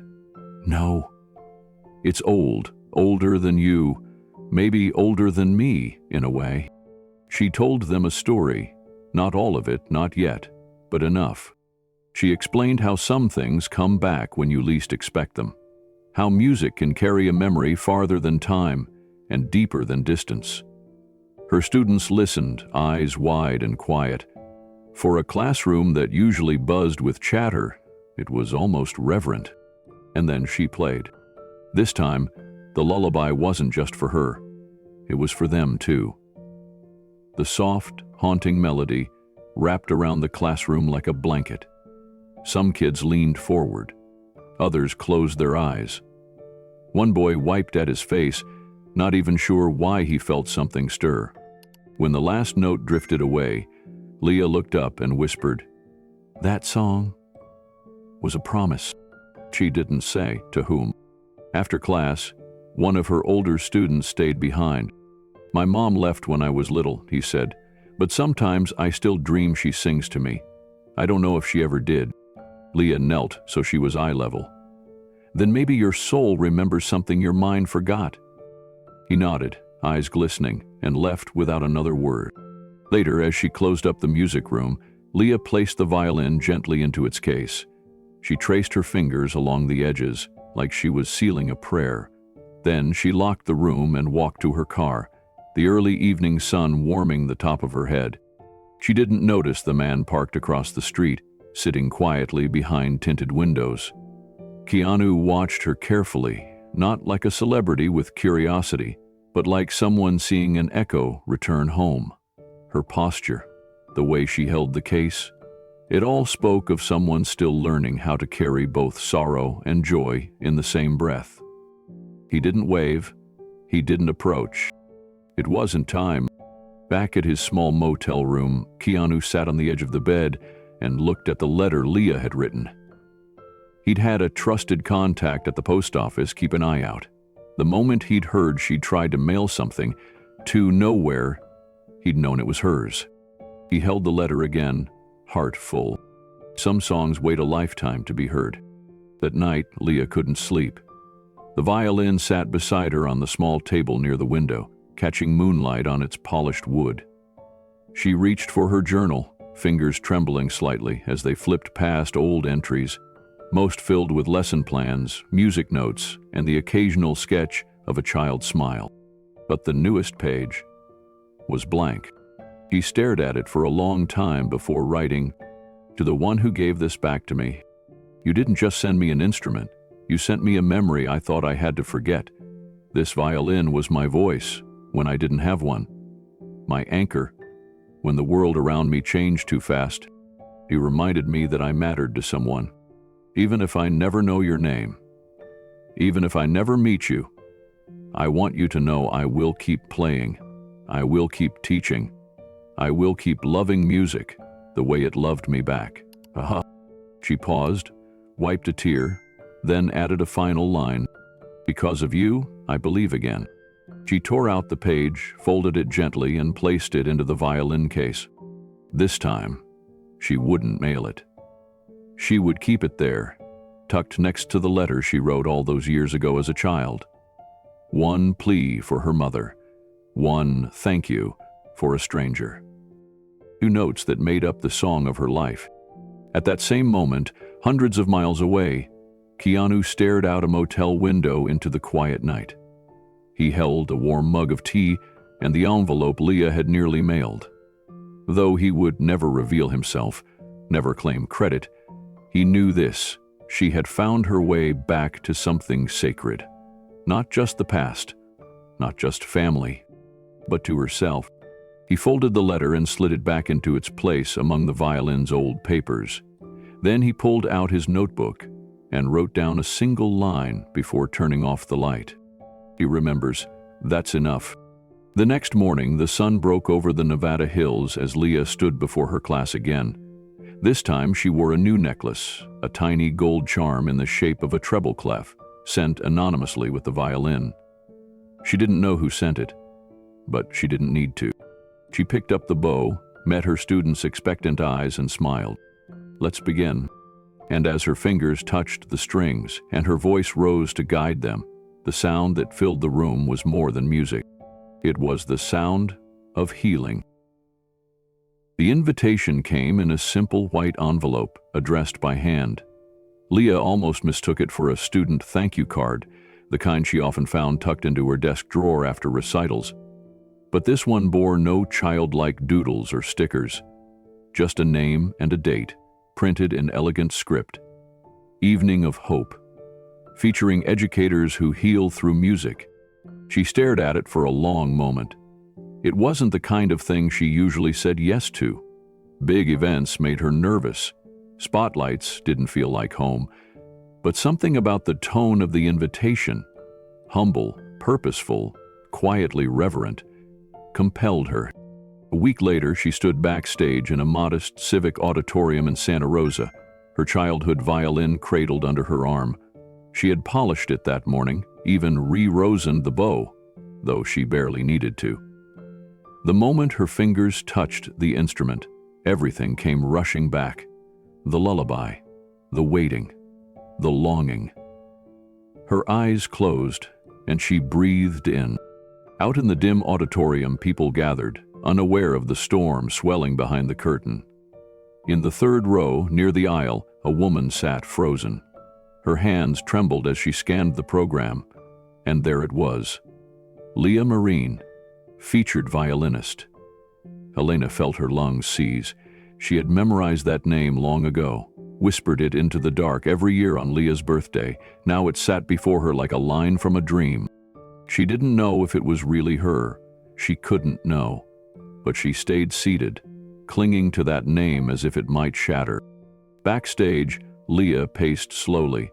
The event coordinator signaled. It was her time. As the auditorium hushed, Leah stepped onto the stage, lit by a single warm spotlight. She didn't look at the crowd. Her eyes stayed on the polished wood in her hands. Then, without introduction, she lifted the bow. The first notes of the lullaby drifted out like breath in winter. They were slow, mournful, and filled with something unspoken. A haunting memory poured into the air, each note aching with the voice of a child who waited too long, and a mother who'd never stopped hearing music in her sleep. In the crowd, Elena clutched her chest. Her face crumpled as the melody washed over her like the tide. It was real. It was her. The lullaby she had played in secret before the social workers came. The song she had sung under her breath the day she let go. Now, here it was again, from her daughter. Elena's shoulders shook. She wept openly now, not caring who saw. On stage, Leah played through the tears streaming down her own cheeks. She didn't know why she was crying, only that something inside her was breaking open. Healing. Calling. When the last note fell into silence, she didn't bow. She just stood there, frozen. Then she turned and walked softly off stage. Backstage, Leah blinked into the dim hallway, heart pounding. The applause behind her faded into a low hum like ocean waves against distant rocks. She hadn't expected to feel this. Exposed. Something in the performance had opened a door she didn't realize was still locked. She moved toward the dressing area when she saw her. A woman stood there quietly, hands clasped, her eyes already full. Leah paused. There was something familiar in the way she stood, like the way Leah sometimes stood when her students were hurting, shoulders slightly curled, as if trying to protect something too fragile to name. But this woman looked like she had been waiting for a very long time. Their eyes met. The woman stepped forward, lips trembling. She didn't reach out, didn't cry out, just whispered one soft sentence, barely louder than the breath it rode on. "I thought I lost you forever." The air thickened between them. Leah's heart stuttered. She hadn't prepared for this. She had imagined what she might say if the day ever came, if her mother ever appeared in front of her. She thought it would feel like anger or fear, but it didn't. It felt like music. Leah clutched the neck of her violin tighter. Her voice cracked as she answered. "You didn't," she said. "I just played until you found me." The woman's knees gave, and Leah rushed forward to hold her. It was awkward at first, 20 years of silence wedged between them like a wall of stone, but as their arms wrapped around each other, something ancient inside them both began to fall away. Elena sobbed into her daughter's shoulder. "I never wanted to leave you. They said I had no choice. They said I wouldn't be enough." Leah didn't answer right away. She just held her. "You were enough," she whispered finally.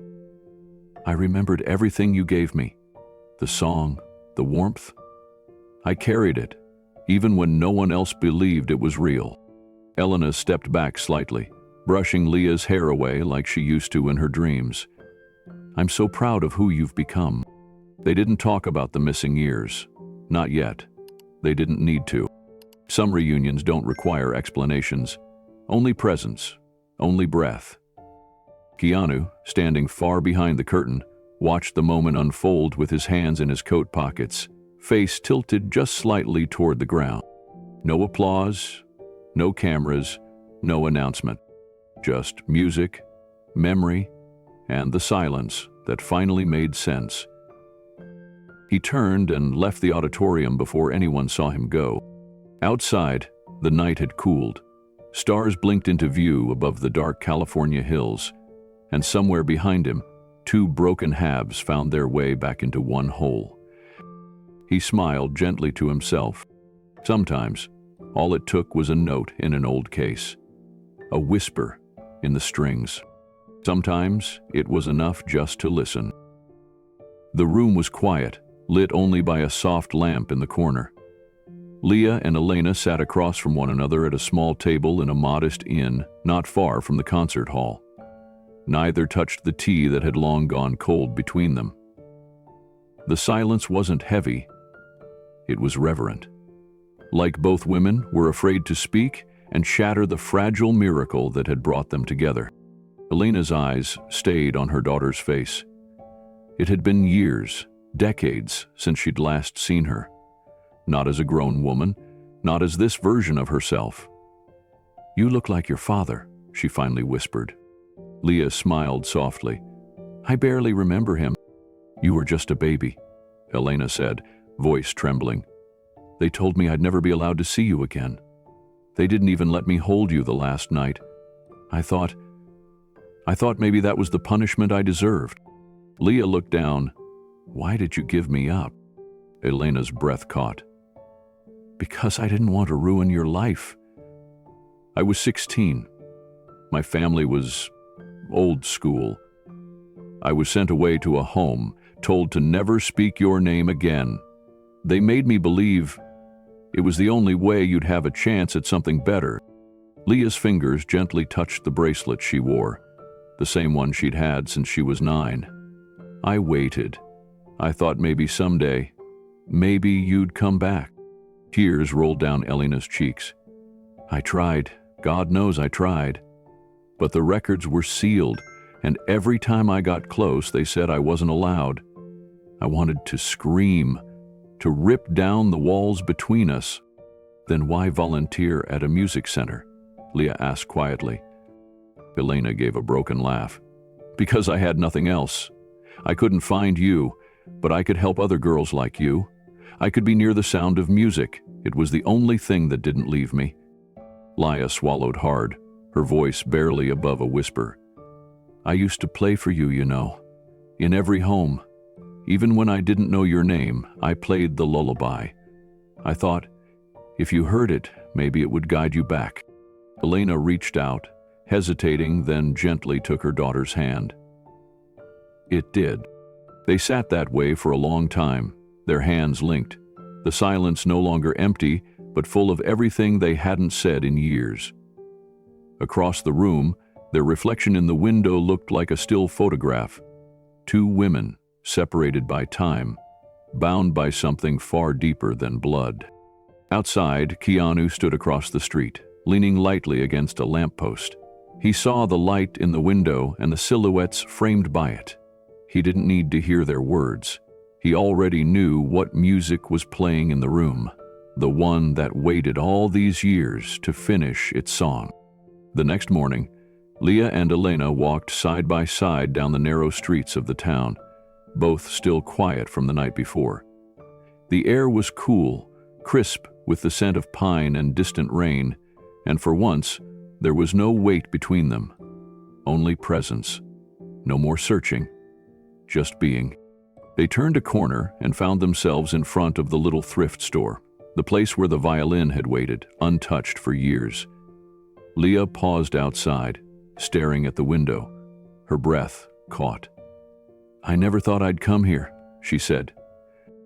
Elena glanced at her. "This is where he found it?" Leah nodded slowly. "Yes. Mr. Reeves. Or, well, I still don't know what to call him. He never introduced himself. But it had to be him." They stepped inside.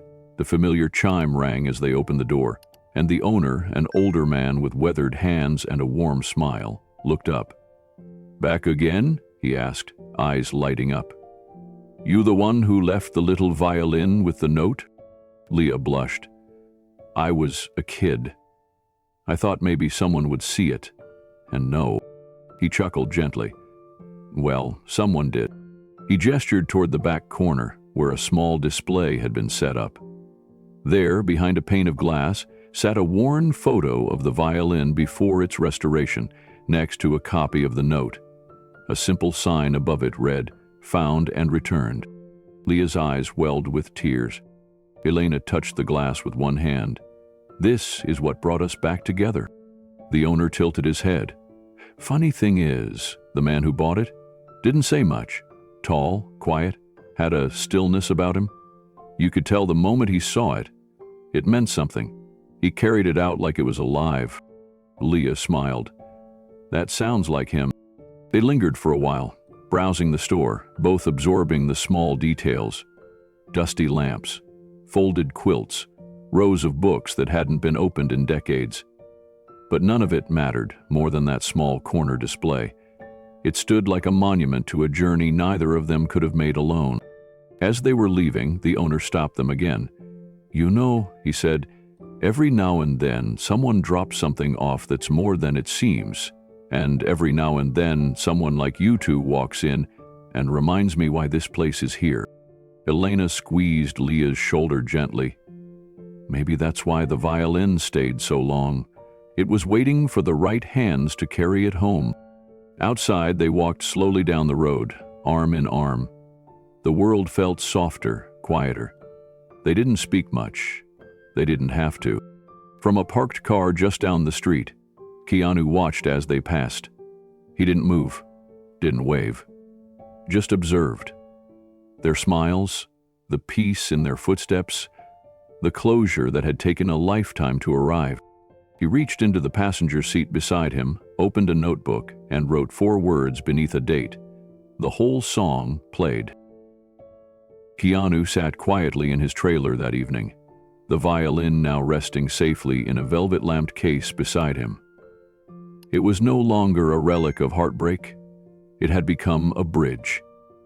Something that had once symbolized silence now echoed with voices of reconnection, healing, and truth. He opened his laptop and navigated to the same quiet blog he had used before. There, beneath a simple interface, he typed out the next question. Was there a song, object, or moment that helped you survive loss? He hit post, then leaned back, eyes scanning the screen as the replies began to arrive. First a trickle, then a wave. Each one felt like a window into someone's soul.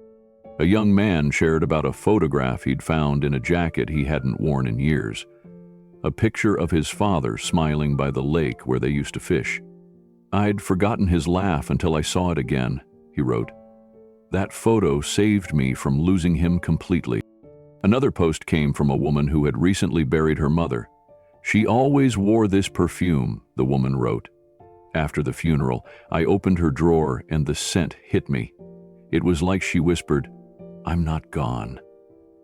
I sat on the floor and cried until I couldn't anymore. A third stood out immediately. It was short, simple, but carried weight. My mother's lullaby. I still hear it in my dreams. Even now, I hum it to my daughter. Keanu's eyes softened. He bookmarked the comment without a second thought. The melody Leah had played, the one she remembered from her mother's arms, was now becoming something bigger than just a tune. It was a thread, linking past to present, grief to hope. Another reply came from a retired Marine. Someone returned something to me once, a Bible I lost in combat. It showed up in my mailbox 20 years later. No note, just the old ribbon folded on the page I always read. I never found out who sent it, but it healed a part of me I didn't know was still broken. Keanu stared at that one longer than the rest. He could almost imagine Franklin from his last story nodding quietly, understanding that type of gesture. Silent, intentional, enough to shift the earth beneath your feet. There was something sacred about these stories, not just because of the emotion they carried, but because they were shared with no expectation of being heard by anyone important. Yet here he was, reading them like sacred text, people giving pieces of their hearts to a stranger, never knowing who watched. He reached for his journal, a small one, leather-bound, nearly full, and with one smooth stroke of the pen, he wrote just one line. Even broken strings can hum when they remember the song. Keanu closed the journal and turned back to the screen. More stories poured in, one by one, some anonymous, some signed with only a first name or a single letter. A woman wrote, When I lost my baby, I stopped singing. I couldn't bear it. Then, one day, a student of mine left a music box on my desk. It played a tune I used to hum when I was pregnant. I don't know how she knew, but I held it to my chest and wept. Keanu blinked slowly, breathing deeply, letting each word land with the quiet reverence it deserved. These weren't just stories. They were proof that love could survive in silence, that hope could find its way even without directions. Another entry came in. Someone returned my father's harmonica after 35 years. It had my initials carved on it. I don't know who found it, but I played one note and it felt like he was sitting next to me again. I lit a candle and let the music speak. He'd bookmarked it, like he had so many others, not for tracking, not for some public display, just so they wouldn't be lost again. As the hour grew late, he posted one last reply of his own, quietly under the same anonymous name he'd always used. I once found a child's violin. It had no address, no return name, but it carried a song meant for someone else. I followed it, and it led me to a door. Sometimes we're just messengers. Sometimes all we do is carry the music far enough for the right ears to hear it. He didn't wait for likes or comments. That wasn't the point. He closed the laptop gently, as if shutting a lid over something sacred. Then he stood and walked to the window, staring out into the quiet street below. The world, even in its chaos, held pieces of grace scattered everywhere. Like forgotten lullabies, like strings waiting to be tuned, like love waiting to be remembered. Tomorrow, there would be more steps to take, more people to see, more stories to find and follow. But tonight, there was only one truth he needed to hold. Music didn't vanish. Memories didn't disappear. And love, when passed forward, even silently, never died. He smiled, then whispered to the quiet, "Some things were just meant to carry." The rumor didn't begin with a headline. It began with a photograph. Blurry, backlit by stage lights, almost forgettable, but not to everyone.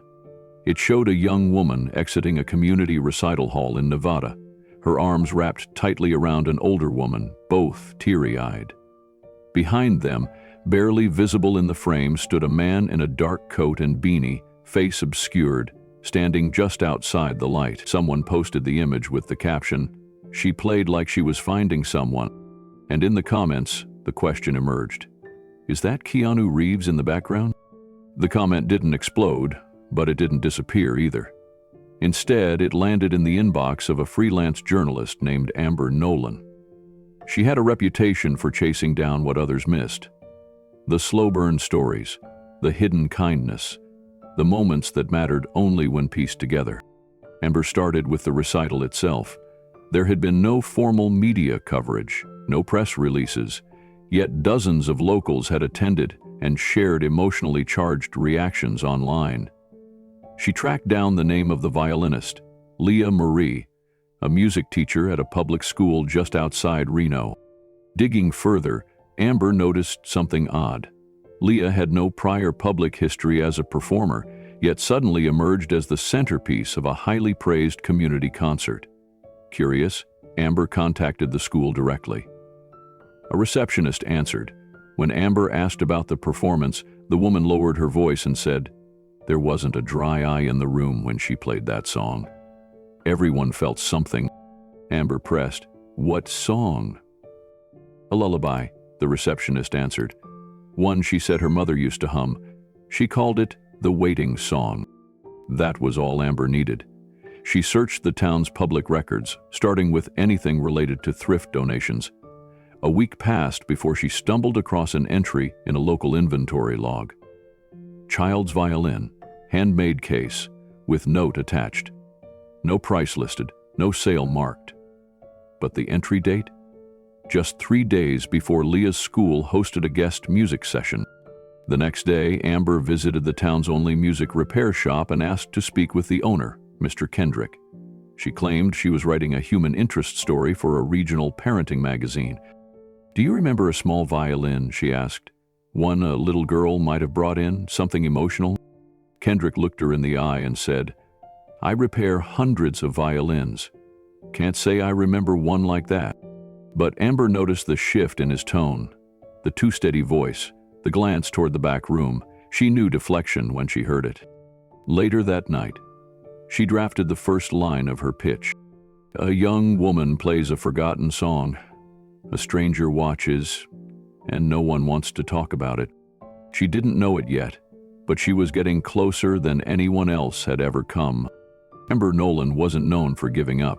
She'd once unraveled a story about a librarian who ran an underground tutoring program for undocumented students, without ever naming a single child. She understood discretion, but she also understood how to chase the scent of something sacred, and this story had that scent. She reached out to Mrs. Duval next. the retired social worker listed in the town's registry as an emergency contact for the community center. Mrs. Duval answered the call herself. Her voice was thin but calm. "Hi, Mrs. Duval. My name's Amber Nolan. I'm following a thread on a recent community concert involving a teacher named Leah Marie. You were listed in some public documents tied to the venue." Mrs. Duval was silent for a beat. Then, "That was a beautiful night, wasn't it? You were there?" "I was in the back, just watching." Amber paused. "Do you know who arranged it?" "No," Mrs. Duval said softly. "But whoever it was, they had a kind heart." Amber decided to test the waters. "Do you know if someone helped Leah reconnect with her family? There are whispers of a reunion." The line stayed quiet for several seconds. "I think," Mrs. Duval said carefully, "some stories aren't meant to be mined for pieces. Some stories are stitched back together with silence." Amber could feel it slipping. "I'm not trying to cause harm. I want to highlight a good thing. People deserve to know there's still kindness out there. And what if the kindness lives in the shadows on purpose?" the older woman asked gently. "What if it survives precisely because no one's shining lights on it?" Amber thanked her and hung up. She didn't have much, but she had a growing theory and a pattern that whispered one name louder than any other: Keanu Reeves. He had no public ties to the area, no filming schedules nearby, but there had been multiple anonymous donations to the school's music department, all routed through layered LLCs, each with vague origins. The first donation appeared the same week Leah's students received new instruments. One file listed a shell corporation called Dogstar Horizons. Amber blinked. Keanu had once played in a band called Dogstar. Coincidence? She called a contact at a celebrity logistics firm and asked, off the record, if any major names had been seen traveling through small towns in Oregon or Nevada in recent months. "No idea," the contact replied. "But Reeves, if it's him, you'll never catch him. That guy moves like smoke." Later that evening, Amber sat alone in her apartment, the image from the concert still pulled up on her screen. The man in the back, tall, still, eyes focused downward, could have been anyone. But something in her gut said it wasn't just anyone. She opened her notebook and circled two words: quiet reunions. She stared at the page. Then she closed the notebook. She didn't write the article, not yet, because even she wasn't sure the world deserved to read what had been written in silence. Days passed. Amber couldn't shake the feeling that she'd glimpsed something rare, a story not designed for the spotlight. Still, the journalist in her kept digging. She called the thrift store in Oregon where the violin had reportedly surfaced. The owner, an elderly woman named Ginny, answered with a raspy warmth. "Yes, I remember that little violin," she said. "It was tucked back there for ages. Never knew who left it." "Did anyone buy it recently?" Amber asked. "Oh yes." Quiet man, tall, wore a cap and didn't say much. He handled it like it was made of glass. Asked if the tag meant anything to me. I told him it didn't, but he nodded like it meant everything to him. Amber's pen froze. "Do you remember his name?" Ginny chuckled. "Honey, people like him don't leave names. They leave silence." Amber hung up and stared at her wall of notes. Violin, foster child, music teacher, anonymous gifts, all threads pointing back to one person who never wanted the credit. If it was Keanu Reeves, he'd orchestrated something extraordinary. Without stepping into the frame, she opened her laptop one last time and drafted a headline. The music that brought a family back together, but no one knows who made it happen. She stared at it, then deleted the headline. Instead, she typed just one sentence into her journal, not for publication, but for her own record. Some stories are written in ink, others are composed in silence, and they echo longer. Amber never published the piece. She chose not to chase a name. She chose to let it be what it was, an invisible act of love. Somewhere across town, Leah and Elena were walking through the park, sharing earbuds, listening to the lullaby that had once been their only connection. Mr. Kendrick polished his violins, humming quietly. Mrs. Duval returned to her garden, whispering thank yous to the past. And Keanu Reeves, somewhere in a different city, packed his bag for another quiet trip. He never saw his name in the headlines, because this time there weren't any. There was just a family, whole again, and a violin, once forgotten, now heard.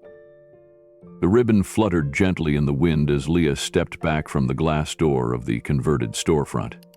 Inside, the soft hum of tuning strings echoed off newly painted walls, still smelling faintly of fresh varnish. The space was small, 2 rooms and a narrow hallway, but every inch of it radiated warmth. Posters of musical notes, childlike art, and handwritten quotes lined the walls. In one corner stood a row of mismatched chairs for the children who'd soon come through the door. But what drew the eye, what stilled the breath, was the violin mounted on the wall above the fireplace. Leah had chosen that exact spot. It was the first thing you'd see when you entered. The child-sized violin, polished and lovingly restored, rested inside a handcrafted shadow box, frame.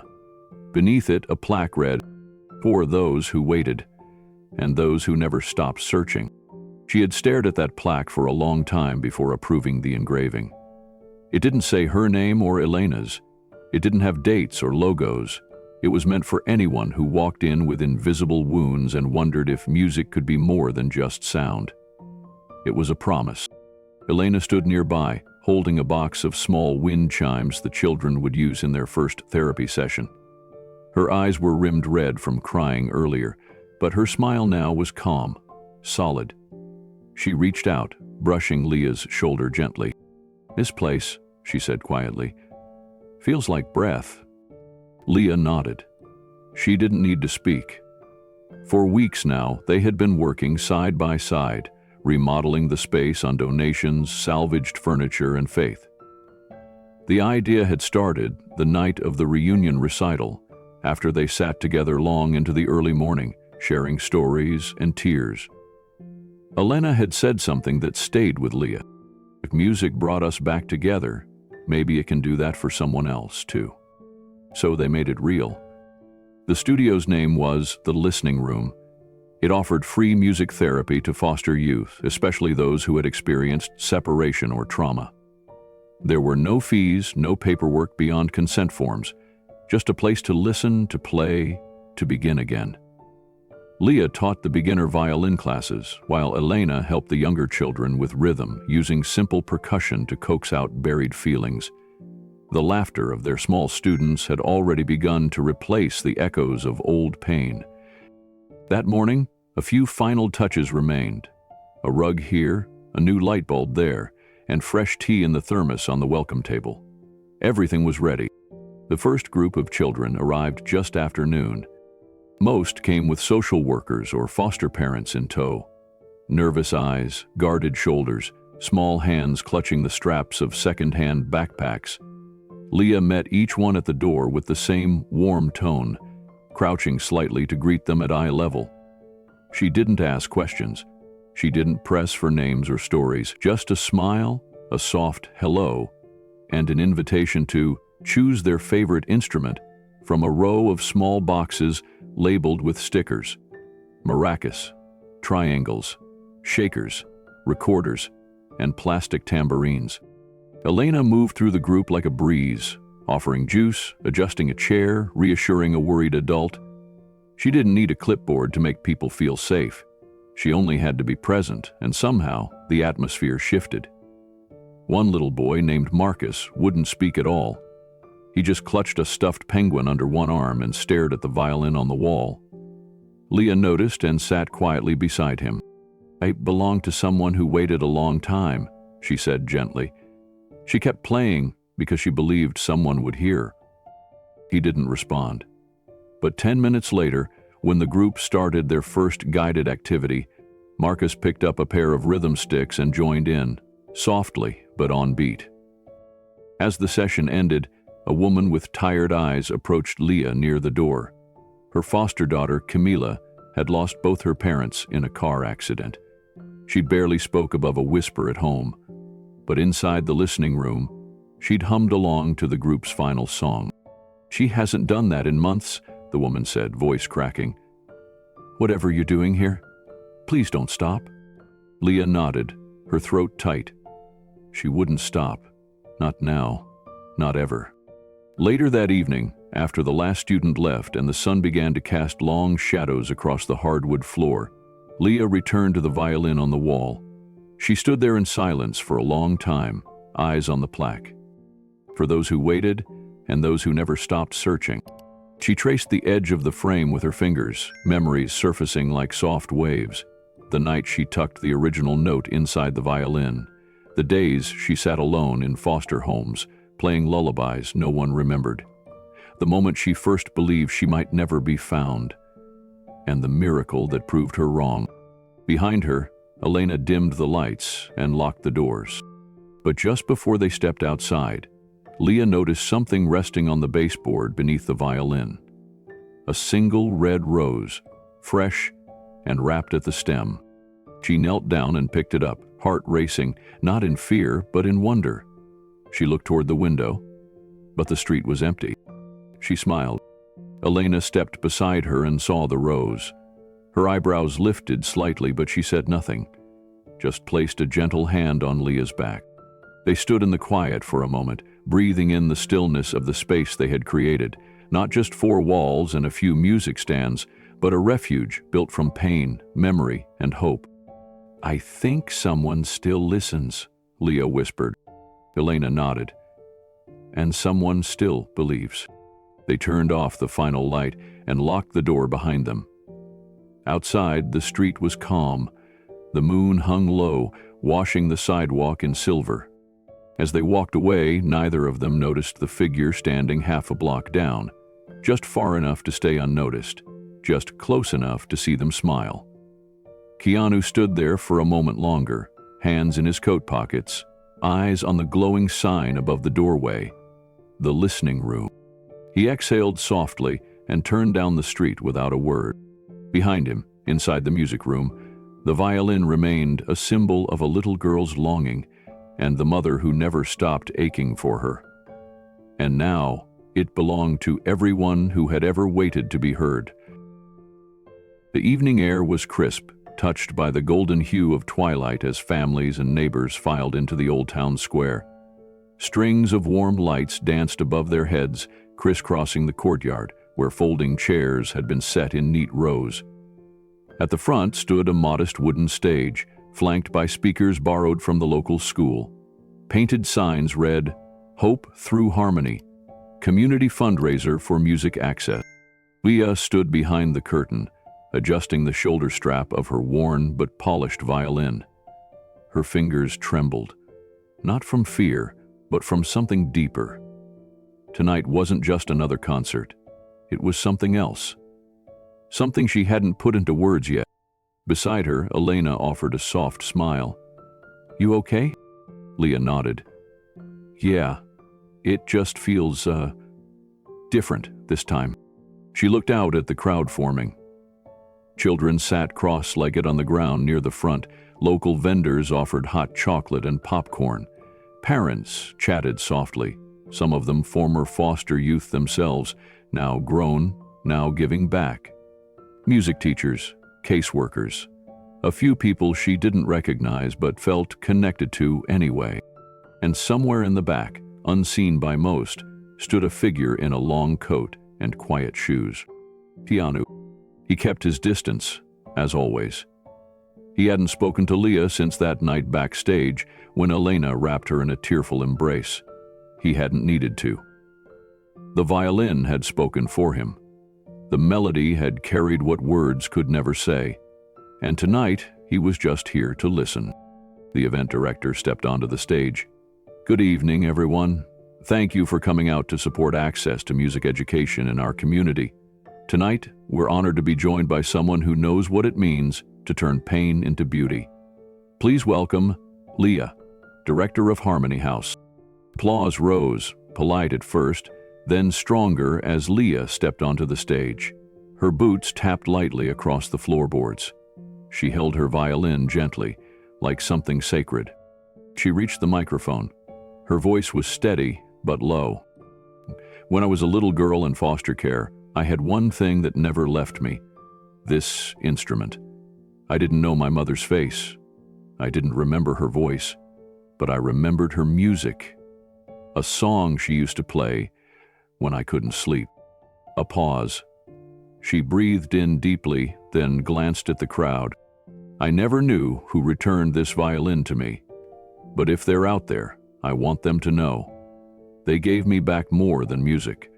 They gave me back my roots. Then she stepped back, lifted her bow, and brought it to the strings. The first note rose like a memory, gentle, pure, almost hesitant, as if the violin itself had waited years to sing this song again. The audience leaned in. Conversations quieted. Children stopped fidgeting. Something about the melody stilled the night. Leah's bow moved slow and steady, the sound curling through the evening like smoke from a candle just extinguished. It wasn't a performance. It was a remembrance. Each note was a word, each phrase a sentence only she could speak, and yet everyone listening understood. From the edge of the square, Keanu watched with his hand resting lightly on his chest. The melody was just as it had been in the letter, just as it had been in the dreams of a child, just as it had once filled a tiny room where a teenage mother had held her daughter, humming into the dark.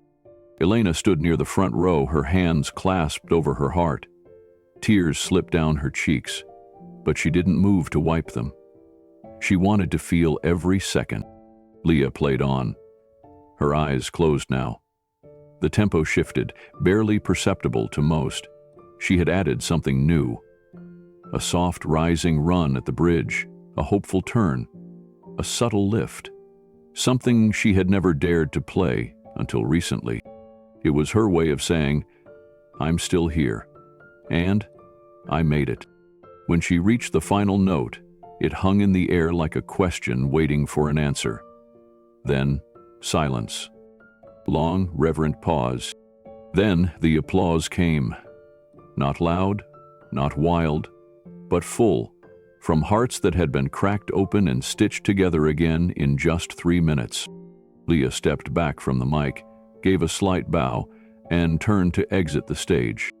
Keanu took one quiet step back into the shadows. He didn't need her to see him. He just needed her to know that someone still heard. Behind the stage, Leah removed her violin and cradled it in both arms. She sat alone on a bench for a moment, letting the quiet settle around her. The staff and guests milled about in the background, offering kind words and snacks and light chatter. But Leah sat still. A single petal from the rose bouquet she'd been handed slipped off and landed beside her foot. She picked it up, rolled it between her fingers, and smiled. In her heart, she knew. Whoever had returned her music, they'd heard her. Across time, across silence, across everything. She stood and walked off into the crowd, unaware that the man who'd brought her this full circle had already turned to leave. As the crowd thinned and the folding chairs were stacked along the lawn, Keanu stood at the edge of the trees near the parking lot. The distant laughter of children and the clinking of water glasses faded behind him. He watched the glow from the stage, now dimmed, casting golden shadows across the faces of people reunited by something deeper than words. He stayed just long enough to see Leah walk into the arms of her mother. They embraced again. No stage lights, no music, just two silhouettes beneath the string lights, sharing a quiet peace that had taken decades to arrive. He turned before they could look in his direction. The grass crunched lightly beneath his boots as he walked toward the road. His coat brushed the side of his leg, and for a brief moment, he stopped to look at the stars. It reminded him of something Leah once wrote in that letter found in the violin case. If she sees the stars, Maybe she'll know I'm still under them too." He smiled softly. It was never really about finding people. It was about helping them find each other. Before stepping off the grounds, he paused beside the old wooden sign by the gate and slipped a small envelope underneath it. It wasn't addressed, just sealed with care. Inside was a folded paper with 5 handwritten words. "You were always worth hearing." Then he walked into the night. No farewell, no signature, no need. Only a silence full of music. Sometimes, the music never stops. It just waits, soft, patient, hidden in silence, until the right listener comes along. Keanu stood outside the small community performance hall, his frame still beneath the glow of a dim street lamp. Inside, the last note of a familiar lullaby hung in the air like breath held too long. He didn't need to be seen. He didn't need the audience's applause or Leah's recognition. What mattered had already happened. The music had found its way home. He closed his eyes, listening to the fading echo of the violin. That sound didn't just mark the end of a performance. It marked the closing of a circle. A lost daughter had found her mother. A wound that stretched across decades had begun to heal. And it had all started with a forgotten violin on a thrift store shelf. Inside the hall, Leah bowed low as the audience rose in quiet reverence. Her words before she played still lingered. "This is for someone I've never met, who somehow knew my story better than I did." Alina, seated in the front row, had clasped her hands together tightly. A single tear had slipped down her cheek. In her heart, she knew who the song was really for. The reunion had been brief, fragile, but it was real. And now Leah's music had become more than a memory. It had become a bridge between what was lost and what was found. Keanu stepped back from the doorway, his hands tucked into the pockets of his coat. He had no need for credit. The gift had never been about that. It was about making sure the lullaby didn't go unheard. About making sure Leah never had to wonder again if she mattered. For years, she had played that song alone. First as a girl in foster care, then as a teacher in an underfunded school. Each note had been a question, cast into the void. Each pause, a prayer that someone, anyone, was still listening. Now she knew someone had. Keanu's steps were slow and steady as he turned away from the hall and into the night. He passed beneath quiet windows, walked along an empty sidewalk, and disappeared into the quiet hum of the city. He left no trace, just the memory of a man who once believed that even small kindnesses could move mountains. Because sometimes the most powerful acts of love are never spoken aloud. They are felt, in the space between notes, in the silence after the song ends, in the lives we touch without ever needing to be seen. The next morning, the violin was still there, mounted on the wall of the little music space Leah and Elena had built together. Below it, the brass plaque gleamed in soft sunlight. For those who waited, and those who never stopped searching. A single rose had been left at the base. No card, no name, just presence. Leah saw it before anyone else. She didn't say a word. She just stood quietly, her fingertips resting lightly on the case. For a moment, she closed her eyes and smiled. One of those rare smiles born from knowing without needing proof. That was the thing about healing. It didn't always announce itself. Sometimes it moved like music, felt but unseen, heard but unspoken. Keanu had come and gone like a whisper, but the ripples he left behind were permanent. And so the violin stayed on the wall, not as a trophy, but as a symbol, a reminder that what we think is lost might only be waiting for the right hands, the right ears, the right heart. Leah taught her students that now. Each child who passed through the door learned more than just scales and string positions. They learned that a melody can carry memory, that one song can hold decades of love, and that sometimes, when you play for someone you miss, the sound finds its way to them, no matter how far. Elena, once a girl silenced by shame and circumstance, now spoke softly but openly about her past to the mothers who brought their foster children to class. She became a safe space, a voice of truth. Her story no longer haunted her. It gave others permission to believe their own endings could be rewritten. And as for Keanu, he returned to his quiet rhythm, still watching the world from a distance, still listening for the stories no one else noticed, the ones hidden in violin cases, old letters, or trembling voices.